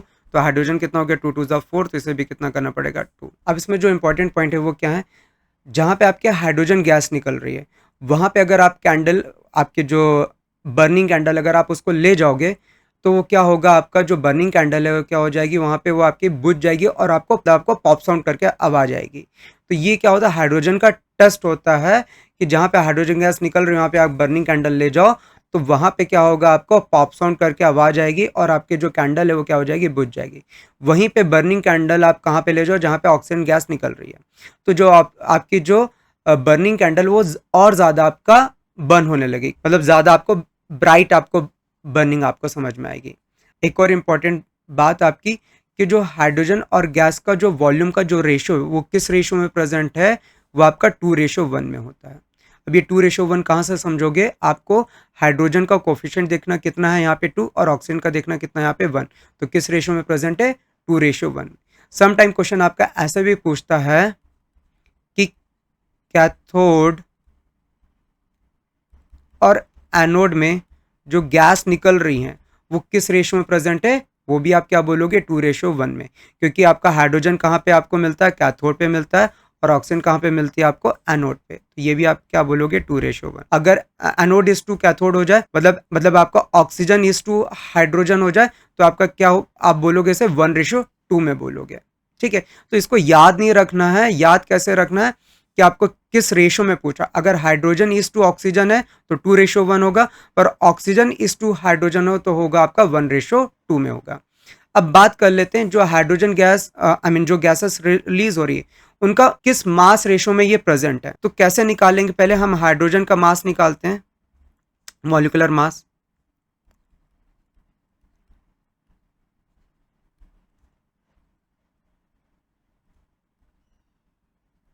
Molecular mass of hydrogen.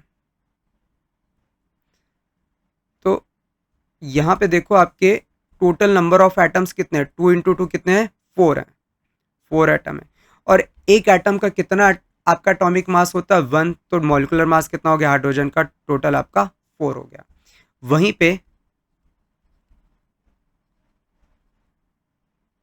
Molecular mass of oxygen की बात करें तो ऑक्सीजन के कितने एटम है, यहाँ पे आप देखो 2 एटम है। और एक एटम का ऑक्सीजन का कितना होता है एटॉमिक मास, 16 होता है, तो 16 टू जा कितना हो जाएगा 32। तो इनका जो मास रेशो निकलेगा क्या होगा, 4/32। कैंसिल करो, 4 1 जा 4, 4 8 जा 32।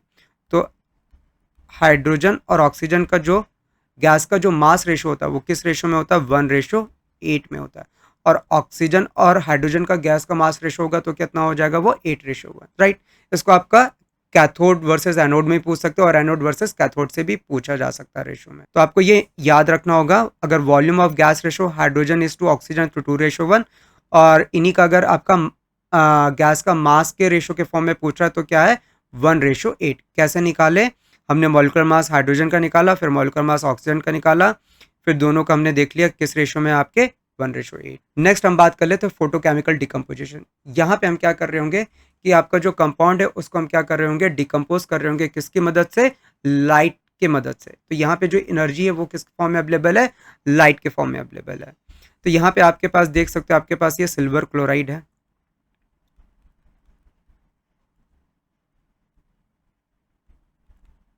इसको हमने सनलाइट के प्रेजेंस में रखा,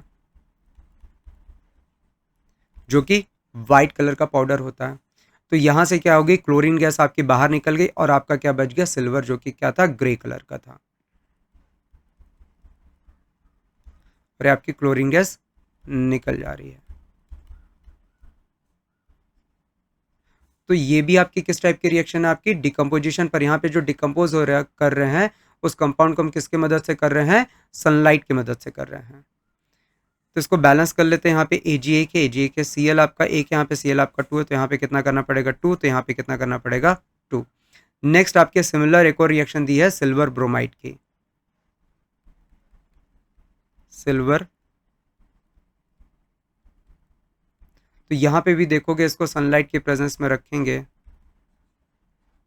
तो आपका आपका ब्रोमीन बाहर निकल गया और आपका क्या बच जाएगा, आपका सिल्वर बच जाएगा, राइट।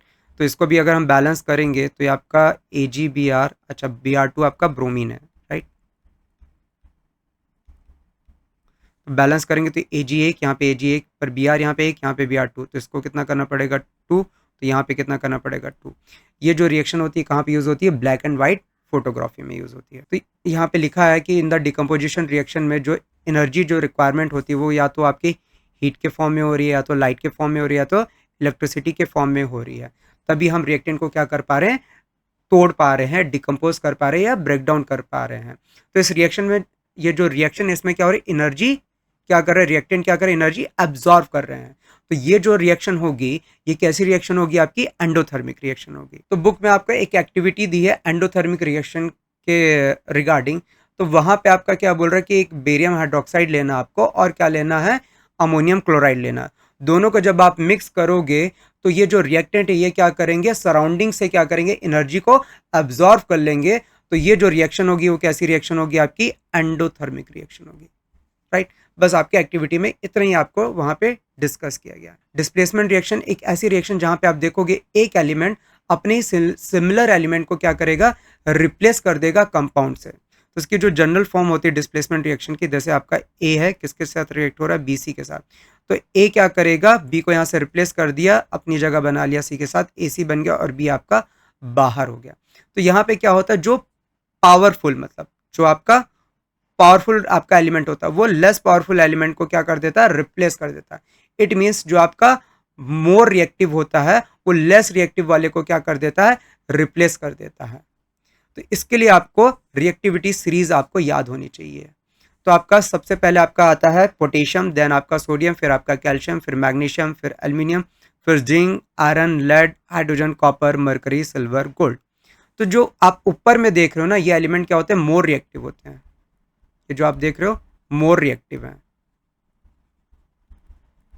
और बॉटम में आप जो देख रहे हो एलिमेंट, ये आपके कैसे हैं, लेस रिएक्टिव है।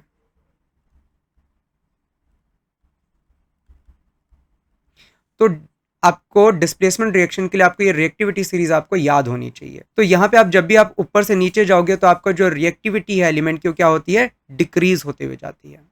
तो चलो एग्जांपल्स हम समझते हैं। जैसे आपका जिंक है और आपका कॉपर सल्फेट दिया है। तो यहाँ पे देखो कॉपर सल्फेट आपका AQ में लिखा, मतलब कॉपर सल्फेट यहाँ पे किसमें आपका डिजोल्व हो रहा है, वाटर में डिजोल्व हो रहा है। तो यहाँ पे आपको देखना है कि आपका जिंक मेटल है, तो ये आपका जिंक आपका मेटल है, तो अपने सिमिलर एलिमेंट कोई क्या करेगा, रिप्लेस करेगा। मतलब सिमिलर एलिमेंट यहाँ पे क्या है, आपका कॉपर है। तो ये देखना कि जिंक इस कॉपर को रिप्लेस कर पाता है। तो देखो रिएक्टिविटी इन सीरीज में जो ऊपर होगा ज्यादा रिएक्टिव होगा, जो नीचे होगा लेस रिएक्टिव होगा। तो कॉपर आपका नीचे आ रहा है और जिंक आपका ऊपर, मतलब जिंक क्या करेगा, कॉपर को यहाँ पे रिप्लेस कर देगा। तो वो क्या बना लिया, जिंक कॉपर को यहाँ से रिप्लेस किया, कॉपर बाहर हो गया और आपका क्या बन गया, जिंक सल्फेट बन गया। ये आपका जिंक था, ये आपका कॉपर सल्फेट, आपका कॉपर को यहाँ से रिप्लेस कर दिया तो आपका कॉपर निकल गया और क्या बन गया, आपका जिंक सल्फेट बन गया। नेक्स्ट आपका है, देखो रिएक्शन नेक्स्ट आपकी आयरन है और कॉपर सल्फेट है। तो इसका आपको एक्टिविटी भी दी हुई है कि आपको एक बीकर लेना है, उस बीकर में आपको क्या करना है, कॉपर सल्फेट का सॉल्यूशन लेना है। तो कॉपर सल्फेट का जो सॉल्यूशन होता है वो आपका कैसा होता है, ब्लू कलर का होता है।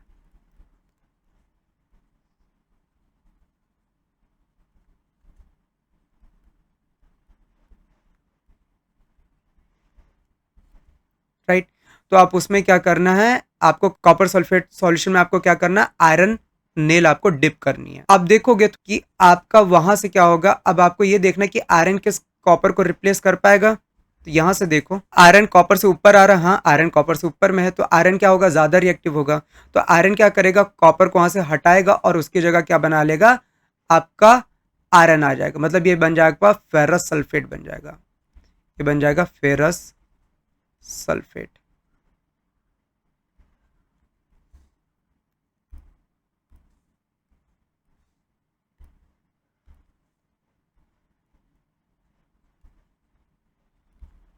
फिर जैसे आपका आयरन आपने जब उसमें नेल में डिप किया तो आपका देखोगे जो कॉपर सल्फेट का जो कलर है वो धीरे धीरे क्या हो जाएगा, ब्लू कलर से फेड होने लगेगा। ठीक है।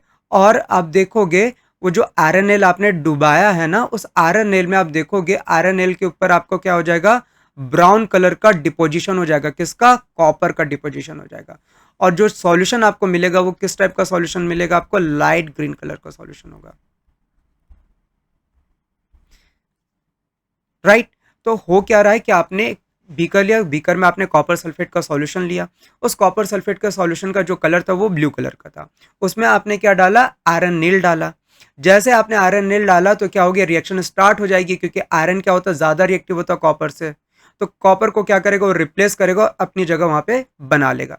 तो आप देखोगे जो ब्लू कलर धीरे धीरे क्या हो जाएगा, फेड होना स्टार्ट हो जाएगा। और आपको वहां पे जो कलर आपको दिखना स्टार्ट हो जाएगा वो लाइट ग्रीन कलर का स्टार्ट हो जाएगा दिखना।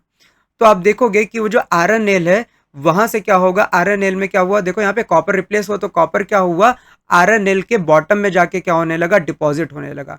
तो आयरन नेल में आप देखोगे वहां पे आपको ब्राउन कलर का डिपोजिशन देखने को मिलेगा, और वो जो ब्राउन कलर का डिपोजिशन होगा किसका होगा, आपका कॉपर का होगा। अब नेक्स्ट है आपकी रिएक्शन है लेड और कॉपर क्लोराइड की। ये आपका लेड है और ये आपका कॉपर क्लोराइड।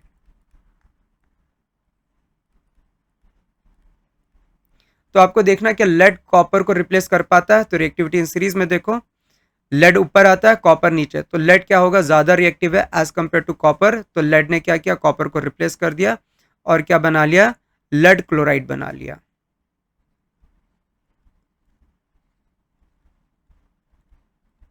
अच्छा, रिएक्शन को बैलेंस भी कर लेते हैं। देखो जिंक यहाँ पे एक है, यहाँ पे जिंक एक है, कॉपर एक है, यहाँ पे भी कॉपर एक है, सल्फेट यहाँ पे एक है, यहाँ पे सल्फेट एक है, यहाँ पे Fe देखो एक एटम, यहाँ पे भी Fe का एक एटम, कॉपर का एक एटम, यहाँ पे भी कॉपर का एक एटम, सल्फेट का एक, सल्फेट का एक, ये भी बैलेंस्ड है।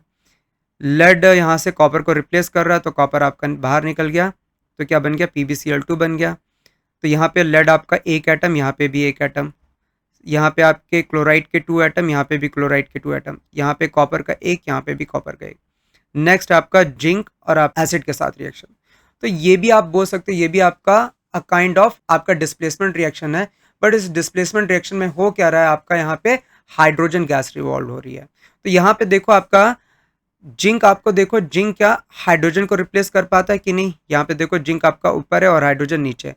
तो जिंक क्या करेगा, हाइड्रोजन को यहाँ से रिप्लेस कर देगा, क्या बना लेगा, जिंक सल्फेट बना लेगा, और यहाँ पे आपका हाइड्रोजन गैस बाहर निकल जाएगी। तो ये आपका जिंक है और ये आपका सल्फ्यूरिक एसिड। ये आपका बन रहा है जिंक सल्फेट और साथ में आपकी हाइड्रोजन गैस बाहर निकल गई। तो यहाँ पे क्या हो रहा है, मेटल किसके साथ रिएक्ट हो रहा है, एसिड के साथ। तो जब भी मेटल एसिड के साथ रिएक्ट होता है तो हमेशा क्या होता है, आपका मोस्ट ऑफ द रिएक्शन में हाइड्रोजन गैस इवॉल्व होती। तो ये भी आपका काइंड ऑफ डिस्प्लेसमेंट रिएक्शन है। क्यों? क्योंकि यहाँ पे जिंक क्या है, ज्यादा रिएक्टिव होता है किससे, हाइड्रोजन से। तो जिंक ने हाइड्रोजन को क्या किया, यहाँ से रिप्लेस कर दिया और क्या बन गया, जिंक सल्फेट, और हाइड्रोजन गैस आपकी बाहर निकल गई।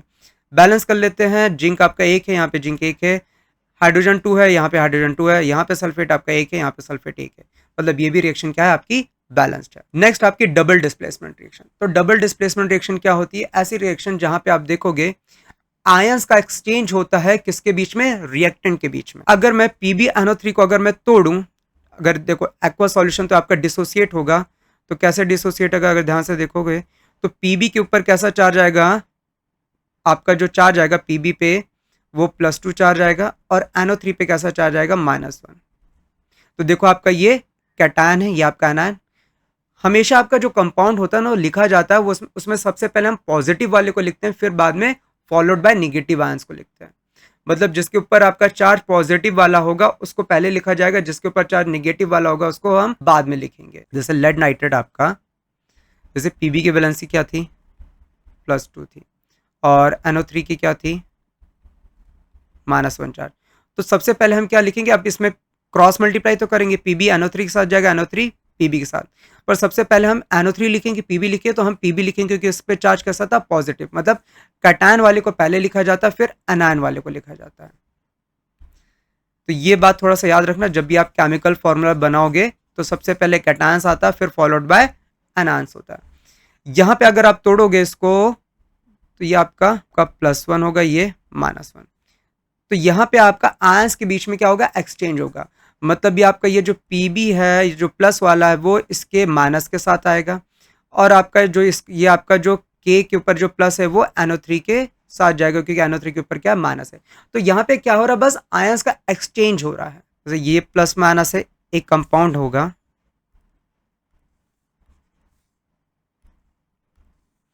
इधर से आप देख रहे हो कंपाउंड है, तो एक के ऊपर प्लस आ रहा है। आप जब तोड़ रहे हो मतलब पानी में डिसोसिएट हो रहा है, तो एक के ऊपर प्लस और माइनस आया एक कंपाउंड में, दूसरे कंपाउंड में भी आपका प्लस और माइनस आया। तो ये प्लस इस माइनस के साथ चला गया और ये प्लस इस माइनस के साथ आ रहा है। देखो ये Pb आपका I के साथ जाएगा, और ये जो K है वो NO3 के साथ आएगा। तो तभी आपका क्या बन रहा है, PbI2 बना, और आपका क्या बना, ये KNO3 बन रहा है। तो इसको हम क्या बोलते हैं, लेड नाइट्रेट,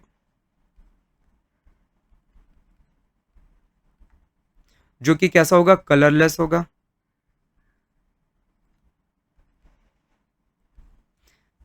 और ये आप पोटेशियम आयोडाइड,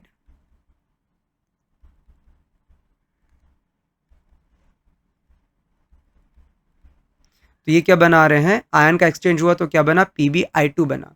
तो ये कैसा आपका दिखाई देता है, येलो प्रेसिपिटेट कलर होता है। इसका जो प्रेसिपिटेट आपको यहाँ पे दिखाई देगा, मैंने बताया था ना, प्रेसिपिटेट का मतलब होता है कि किसी भी सॉल्यूशन में जो इनसॉल्युबल सॉलिड होता है उसी को हम क्या बोलते हैं, प्रेसिपिटेट बोलते हैं। तो आपने बीकर लिया किसका, लेड नाइट्रेट का आपका सॉल्यूशन था, और दूसरा आपका बीकर में किसका था, पोटेशियम आयोडाइड का सॉल्यूशन। दोनों को आपने जब मिक्स किया तो आपको क्या देखने को मिला कि नीचे आपका क्या मिल गया, लेड आयोडाइड का सॉलिड फॉर्म मिला। तो वो आपका क्या बन जाएगा, येलो प्रेसिपिटेट आपका बन रहा था। तो आपका बॉटम में आप देखोगे क्या मिलेगा आपको, लेड आयोडाइड इनसॉल्युबल फॉर्म में आपका प्रेजेंट है, लेड आयोडाइड। और ये जो इनसॉल्युबल आपका जो सॉलिड होता है किस कलर का होता है, यहाँ पे येलो कलर का, तो ये आपका क्या बन जाता है, येलो प्रेसिपिटेट। और साथ में आपका जो सॉल्यूशन होगा वो किसका होगा, पोटेशियम नाइट्राइट। इसको हम क्या बोलते हैं, पोटेशियम नाइट्रेट, राइट। नेक्स्ट आपका है Na2SO4 और BaCl2 को हम मिक्स कर रहे हैं, तो ये भी दोनों आपके एक्वा सॉल्यूशन, मतलब यहाँ पे भी क्या होगा, आपका आयन का एक्सचेंज हो रहा है, क्योंकि Na के ऊपर कैसा चार्ज आता है, +1, और सल्फेट के ऊपर कैसा, -2 का चार्ज। यहाँ पे आपका +1, ओके नहीं, +2 का चार्ज होता है, यहाँ पे -1 का चार्ज। तो आपका देखो Na किसके साथ जाएगा, Cl के साथ गया, और यहाँ पे जो बेरियम किसके साथ आया, सल्फेट के साथ आया। तो बस क्या हो रहा है, आयन का एक्सचेंज हो रहा है, यहाँ पे पॉजिटिव निगेटिव के साथ जाएगा दूसरे, और दूसरा वाला जो पॉजिटिव पहले वाले के निगेटिव के साथ। तो Na2SO4 को बोला जाता है सोडियम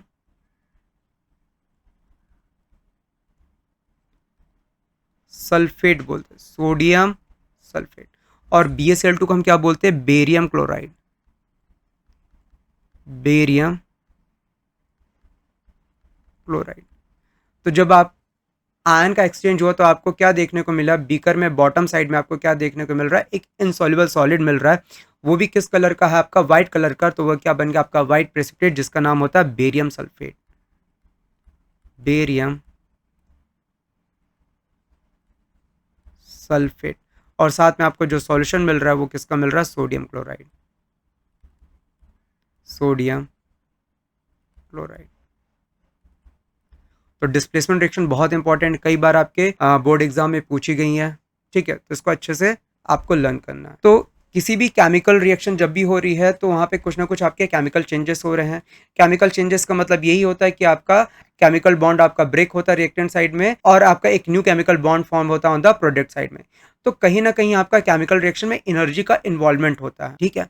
तो रिएक्टेंट साइड में आपको क्या करना, बॉन्ड ब्रेक करना। तो बॉन्ड ब्रेक करने के लिए क्या करना पड़ेगा, एनर्जी देनी पड़ेगी, मतलब एनर्जी मतलब कहीं ना कहीं एनर्जी यूज होगी उसको तोड़ने के लिए। और प्रोडक्ट साइड में क्या हो रहा है, आपका बॉन्ड बन रहा है, तो वहां पे क्या होती है, एनर्जी रिलीज होती है। तो यहीं पे हम बात करते हैं कि एक्सोथर्मिक रिएक्शन हम किसे बोलेंगे। एक्सोथर्मिक रिएक्शन वो रिएक्शन होगी जहां पे आप देखोगे कि आपकी मोर एनर्जी रिलीज हो रही होगी जब आपका बॉन्ड फॉर्म हो रहा होगा, कहां पे, प्रोडक्ट साइड में, एज कंपेयर टू द जो एनर्जी यूटिलाइज हो रही है to break the bond in the reactant side में। इट मींस एक्सोथर्मिक रिएक्शन वो रिएक्शन होगी जहां पे आप देख रहे होगे कि ज्यादा एनर्जी रिलीज हो रही है जब आपका क्या बन रहा है, बॉन्ड फॉर्मेशन हो रहा है, कहां पे, प्रोडक्ट साइड में। किसके कंपैरिजन, किससे कंपेयर करोगे, आप कंपेयर करोगे आपकी जो एनर्जी यूटिलाइज हो रही है, कहां पे यूटिलाइज हो रही है, मतलब एनर्जी यूज कर रहे हैं टू ब्रेक द बॉन्ड। किसका बॉन्ड ब्रेक कर रहे हैं, रिएक्टेंट का हम बॉन्ड ब्रेक कर रहे हैं। तो यहां पे एनर्जी क्या हो रही है, ज्यादा रिलीज हो रही है, कहां पे आप बोल रहे हैं, ऑन द प्रोडक्ट साइड में, जब आपका बॉन्ड क्या हो रहा है, फॉर्म्ड हो रहा है। तो ये रिएक्शन क्या होती है, आपकी एक्सोथर्मिक रिएक्शन होती है। और एंडोथर्मिक रिएक्शन हम किसे बोलते हैं, आप देखोगे एंडोथर्मिक रिएक्शन में कि यहां पे एनर्जी ज्यादा यूज हो रही है, मतलब एनर्जी यहां पे ज्यादा आपकी लग रही है, जो एनर्जी का अमाउंट है वो ज्यादा है to break the bond on the reactant side as compare to the जो एनर्जी रिलीज हो रही है जब आपका बॉन्ड फॉर्म हो रहा है ऑन द प्रोडक्ट साइड में। तो एक्सोथर्मिक में क्या होता है कि प्रोडक्ट साइड में आपको क्या होती है, एनर्जी बहुत ज्यादा रिलीज होती है, ठीक है। तो इसलिए हम क्या बोल रहे हैं, वो एक्सोथर्मिक रिएक्शन है। एंडोथर्मिक रिएक्शन में क्या होता है कि एनर्जी बहुत ज्यादा अमाउंट में यूज होती है, कहां पे, ऑन द रिएक्टेंट साइड में, जहां पे हम उसका क्या कर रहे हैं, बॉन्ड ब्रेक कर रहे हैं। तो आई होप आपको समझ में आएगा कि एक्सोथर्मिक रिएक्शन क्या होती है और एंडोथर्मिक रिएक्शन क्या होती है। अब कुछ बात कर लेते हैं एक्सोथर्मिक रिएक्शन की। तो एक्सोथर्मिक रिएक्शन में आप देखोगे पहला बर्निंग ऑफ नेचुरल गैस। तो यहाँ पे हम नेचुरल गैस को क्या कर रहे हैं, बर्न कर रहे हैं। तो आपको क्या मिल रहा है, कार्बन डाइऑक्साइड और साथ में वाटर, और साथ में आपको कुछ यहाँ पे एनर्जी आपके रिलीज होगी, किस फॉर्म में, हीट के फॉर्म में, एज वेल एज लाइट के फॉर्म में। नेक्स्ट है आपकी रेस्पिरेशन। रेस्पिरेशन भी क्या होती है, एक्सोथर्मिक आपकी प्रोसेस होती है। एक्सोथर्मिक रिएक्शन क्यों है, क्योंकि जब भी हम क्या करते हैं, जो भी हमने खाना खाया है, तो वो खाना हम जो खाते हैं मेनली आपका कैसा होता है, कार्बोहाइड्रेट होता है। तो जो कार्बोहाइड्रेट है वो डिकम्पोज होकर किस में कन्वर्ट हो जाता है, ग्लूकोज में। और ये जो ग्लूकोज होता है वो आपके जो सेल में प्रेजेंट आपके ऑक्सीजन उससे रिएक्ट होता है और क्या बनाता है, आपका कार्बन डाइऑक्साइड बनाता है, साथ में वाटर रिलीज होता है और आपके साथ में एनर्जी भी रिलीज होती है। तो ये भी आपकी किस टाइप की प्रोसेस हो गई, एक्सोथर्मिक हो गई। जहां पे वेजिटेबल मैटर का क्या होता है, डिकम्पोजिशन होता है। जो भी आपके सब्जी है उसके जो भी आपके छिलके होते हैं उनको अगर हम रख दे तो वो धीरे धीरे क्या होते हैं, डिकम्पोज हो जाते हैं। तो वो भी कैसी रिएक्शन है, आपकी एक्सोथर्मिक रिएक्शन है। Burning of magnesium ribbon already हमने देख लिया, इसका एग्जाम्पल हमने अभी कॉम्बिनेशन रिएक्शन में देखा, तो ये भी आपका क्या है, यहाँ पे भी आपकी क्या है, ये एक्सोथर्मिक रिएक्शन है। जैसे आपने Mg लिया था, इसको बर्न किया, O2 के साथ रिएक्ट हुआ तो क्या बना है, MgO बना है। बैलेंस कर लेते हो तो यहाँ पे 2, तो यहाँ पे आपका 2 आ जाएगा, तो ये बैलेंस। तो ये भी आपकी कैसी रिएक्शन है, एक्सोथर्मिक। क्यों, क्योंकि यहाँ पे भी हीट रिलीज हो रही है। क्विकलाइम विथ वाटर, आपका कैल्शियम ऑक्साइड किसके साथ रिएक्ट होता है, वाटर के साथ, तो ये क्या बनाता है, कैल्शियम हाइड्रोक्साइड बनाता है, और साथ में क्या होती है, हीट रिलीज होती है। तो ये सभी रिएक्शन कैसी हैं, आपकी एक्सोथर्मिक रिएक्शन है। अगर एंडोथर्मिक रिएक्शन की बात करें तो आपके जो भी आपने देखा था डिकम्पोजिशन रिएक्शन, जहाँ पे हम हीट की मदद से हम उसे डिकम्पोज कर रहे थे, फिर हमने इलेक्ट्रिसिटी की मदद से हमने डिकम्पोज किया, फिर हमने लाइट की मदद से डिकम्पोज किया। तो ये जो भी रिएक्शन थी, इन सभी रिएक्शन में आप देखोगे कि कहीं ना कहीं क्या हो रहा है कि हीट क्या हो रही है, हमें हमें हीट नहीं हम बोलेंगे, हम एनर्जी बोलेंगे। एनर्जी क्या कर रहे हैं, हम प्रोवाइड कर रहे हैं, या तो हीट के फॉर्म में प्रोवाइड कर रहे हैं, या इलेक्ट्रिसिटी के फॉर्म में प्रोवाइड की गई, या तो यहाँ पे हमने लाइट के फॉर्म में प्रोवाइड की। तो इस सभी रिएक्शन में क्या हो रही है, सभी रिएक्शन आपकी कैसी, एंडोथर्मिक। अब बात कर लेते हैं ऑक्सीडेशन। तो ऑक्सीडेशन का मतलब क्या होता है, जहां पे आप देखोगे ऐसी रिएक्शन जहां पे ऑक्सीजन का गेन हो जाए या रिमूवल हो जाए किसका, हाइड्रोजन का, तो वो रिएक्शन क्या होती है, आपकी ऑक्सीडेशन रिएक्शन होती है। जैसे यहाँ पे आपका मैग्नीशियम है, वो किसके साथ रिएक्ट हो रहा है, ऑक्सीजन के साथ, तो वो क्या हो गया, MgO बना लिया, मैग्नीशियम ऑक्साइड बना लिया। तो यहाँ पे Mg ने क्या कर लिया, गेन किया ना ऑक्सीजन को, तो oxygen is added to magnesium, तो आपका क्या हो गया, Mg जो मैग्नीशियम क्या हो गया, ऑक्सीडाइज्ड हो गया। वहीं पे हम बात कर लेते हैं रिडक्शन रिएक्शन। तो रिडक्शन हम किसे बोलेंगे, ऐसी रिएक्शन जहां पे क्या हो रहा होगा, गेन ऑफ हाइड्रोजन हो रहा होगा, या तो रिमूवल ऑफ ऑक्सीजन हो रहा होगा। तो यहां पे आप देखोगे जो आपका ये क्या है, कॉपर ऑक्साइड है, और ये किसके साथ रिएक्ट हो रहा है, हाइड्रोजन, और इसको हम क्या कर रहे हैं, हीट कर रहे हैं। तो यहाँ पे क्या हो रहा है कि जब कॉपर ऑक्साइड, और हमेशा आपको कहाँ से देखना, ये रिएक्टेंट साइड से देखा जाता है, प्रोडक्ट साइड से नहीं देखा जाता है कि किसका एडिशन हो रहा है, किसका रिमूवल हो रहा है, वो हम कहाँ से देखेंगे, रिएक्टेंट साइड से। तो यहाँ पे देखो रिएक्टेंट में आपका कॉपर ऑक्साइड है, तो जब कॉपर ऑक्साइड आपका कन्वर्ट हुआ किसमें, कॉपर में, तो यहाँ पे देखो आपका ऑक्सीजन क्या था, पहले था रिएक्टेंट में, अब यहाँ पे ऑक्सीजन नहीं है, तो मतलब क्या हो गया, रिमूवल ऑफ ऑक्सीजन है। यहाँ पे क्या हो रहा है, रिमूवल ऑफ ऑक्सीजन हो रहा है।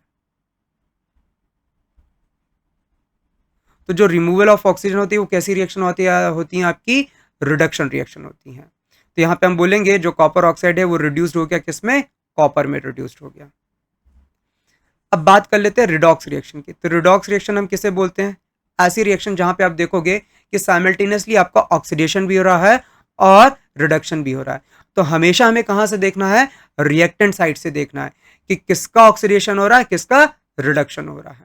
तो ध्यान से देखो, आपका जिंक ऑक्साइड है रिएक्टेंट, ये किस में कन्वर्ट हो रहा है, जिंक में, तो यहां से किसका रिमूवल हुआ, ऑक्सीजन का, तो रिमूवल ऑफ ऑक्सीजन। तो रिमूवल ऑफ ऑक्सीजन क्या होता है, रिडक्शन होता है। वहीं पे देखोगे कार्बन, आपका यहां पे क्या हो गया, कार्बन मोनोऑक्साइड, मतलब ऑक्सीजन आ गया, मतलब यहां पे क्या हो रहा है, गेन ऑफ ऑक्सीजन हो रहा है। और गेन ऑफ ऑक्सीजन का मतलब क्या होता है, आपका ऑक्सीडेशन। आई होप आपको ऑक्सीडेशन, रिडक्शन और रिडॉक्स रिएक्शन क्लियर हो गया होगा। ऑक्सीडेशन का मतलब होता है गेन ऑफ ऑक्सीजन या रिमूवल ऑफ हाइड्रोजन, रिडक्शन का मतलब होता है गेन ऑफ हाइड्रोजन या रिमूवल ऑफ ऑक्सीजन, और रिडॉक्स रिएक्शन का मतलब होता है कि ऐसी रिएक्शन जहां पे रिडक्शन और ऑक्सीडेशन साथ साथ हो रहे हैं। अब बात कर लेते हैं ऑक्सीडाइजिंग एजेंट की। तो ऑक्सीडाइजिंग एजेंट का मतलब आप वो सब्सटेंस जो सामने वाले को क्या कर रहा होगा, ऑक्सीडाइज कर रहा होगा, सामने वाले को क्या करेगा, ऑक्सीडाइज कराएगा, तो खुद क्या हो जाएगा, रिड्यूस हो जाएगा। खुद अगर रिड्यूस हो रहा और सामने वाले को ऑक्सीडाइज करा रहा है तो वो एजेंट क्या होगा, वो सब्सटेंस क्या होगा, आपका ऑक्सीडाइजिंग एजेंट होगा। तो यहां पे सबसे पहले रिएक्टेंट, आपका रिएक्टेंट साइड से हमें समझना है। तो यहां पे देखो आपका ये जो कॉपर ऑक्साइड है वो किस में कन्वर्ट हो रहा है, आपका कॉपर में कन्वर्ट हो रहा है, मतलब यहां पे क्या हो रहा है, removal of oxygen, it means reduction. और हाइड्रोजन यहां पे क्या हो रहा है, ऑक्सीडाइज हो रहा है, क्योंकि ये क्या कर रहा है, गेन ऑफ ऑक्सीजन कर रहा है।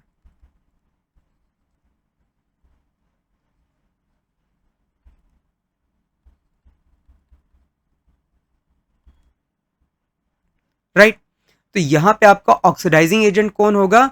जो खुद रिड्यूस होगा पर सामने वाले को क्या कराएगा? ऑक्सीडाइज। तो रिड्यूस कौन हो रहा है? मेरे ख्याल से रिड्यूस तो आपका कॉपर ऑक्साइड हुआ। कॉपर ऑक्साइड क्या हो रहा है? Copper oxide is being reduced, और सामने वाले को क्या करा रहा है? ऑक्सीडाइज करा रहा है। तो ये एजेंट जो बना, ये आपका जो सब्सटेंस हुआ, ये कैसा एजेंट हुआ? खुद रिड्यूस हुआ, सामने वाले को ऑक्सीडाइज कराया। तो ये कैसा आपका सब्सटेंस हो गया? आपका ऑक्सीडाइजिंग एजेंट।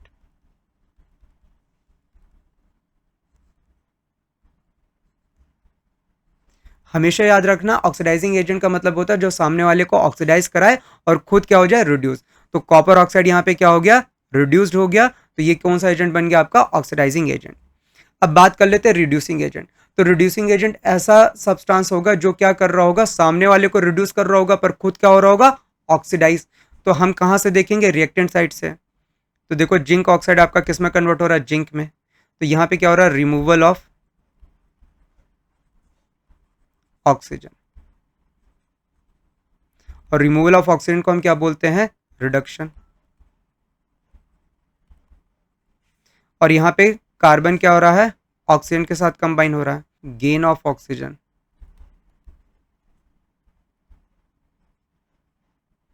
और गेन ऑफ ऑक्सीजन को हम क्या बोलते हैं? That is the oxidation.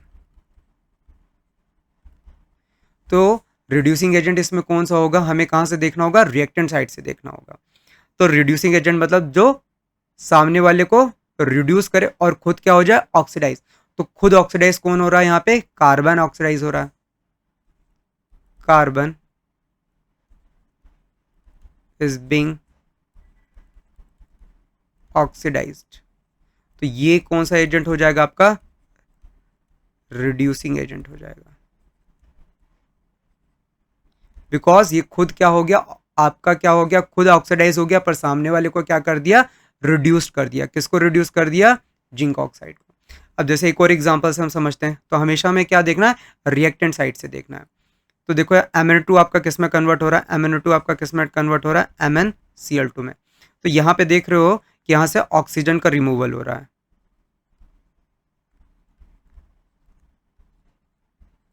Removal of oxygen आपका क्या होता है? रिडक्शन। और यहाँ पे HCl आपका किस में कन्वर्ट हो रहा है? H2O में। मतलब हाइड्रोजन में क्या ऐड हो रहा है? ऑक्सीजन। तो ये क्या हो रहा है? Gain of oxygen. तो इसका मतलब होता है ऑक्सीडेशन। तो यहाँ पे MnO2 क्या कर रहा है? रिड्यूस्ड हो रहा है। क्या हो रहा है? रिड्यूस्ड हो रहा है। तो अगर खुद रिड्यूस्ड हो रहा है तो सामने वाले को क्या कर रहा होगा? ऑक्सीडाइज करा रहा होगा। तो MnO2 यहाँ पे क्या है? MnO2 आपका यहाँ पे क्या है? आपका आपका खुद रिड्यूस हो रहा है, सामने वाले को ऑक्सीडाइज करा रहा है। तो ये ऑक्सीडाइजिंग एजेंट है।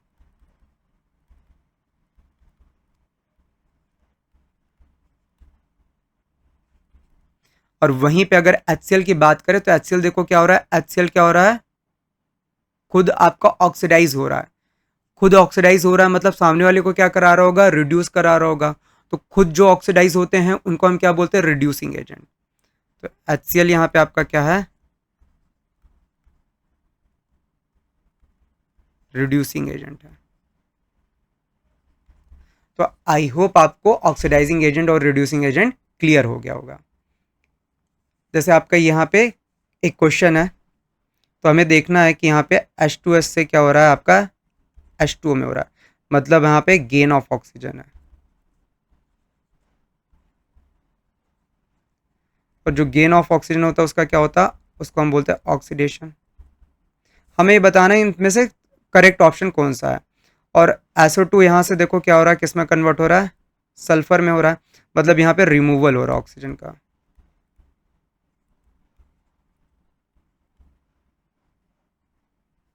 तो ये क्या आपका?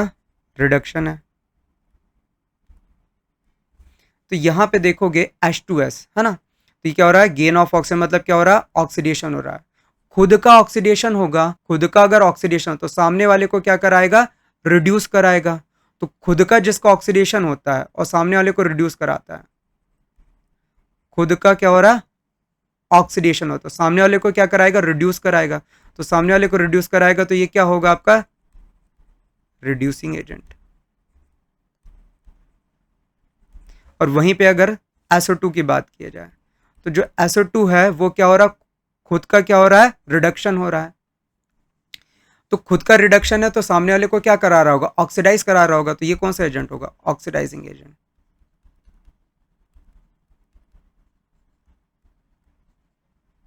तो इसमें से कौन सा करेक्ट ऑप्शन है, देखो SO2 is oxidising agent and H2S is reducing agent.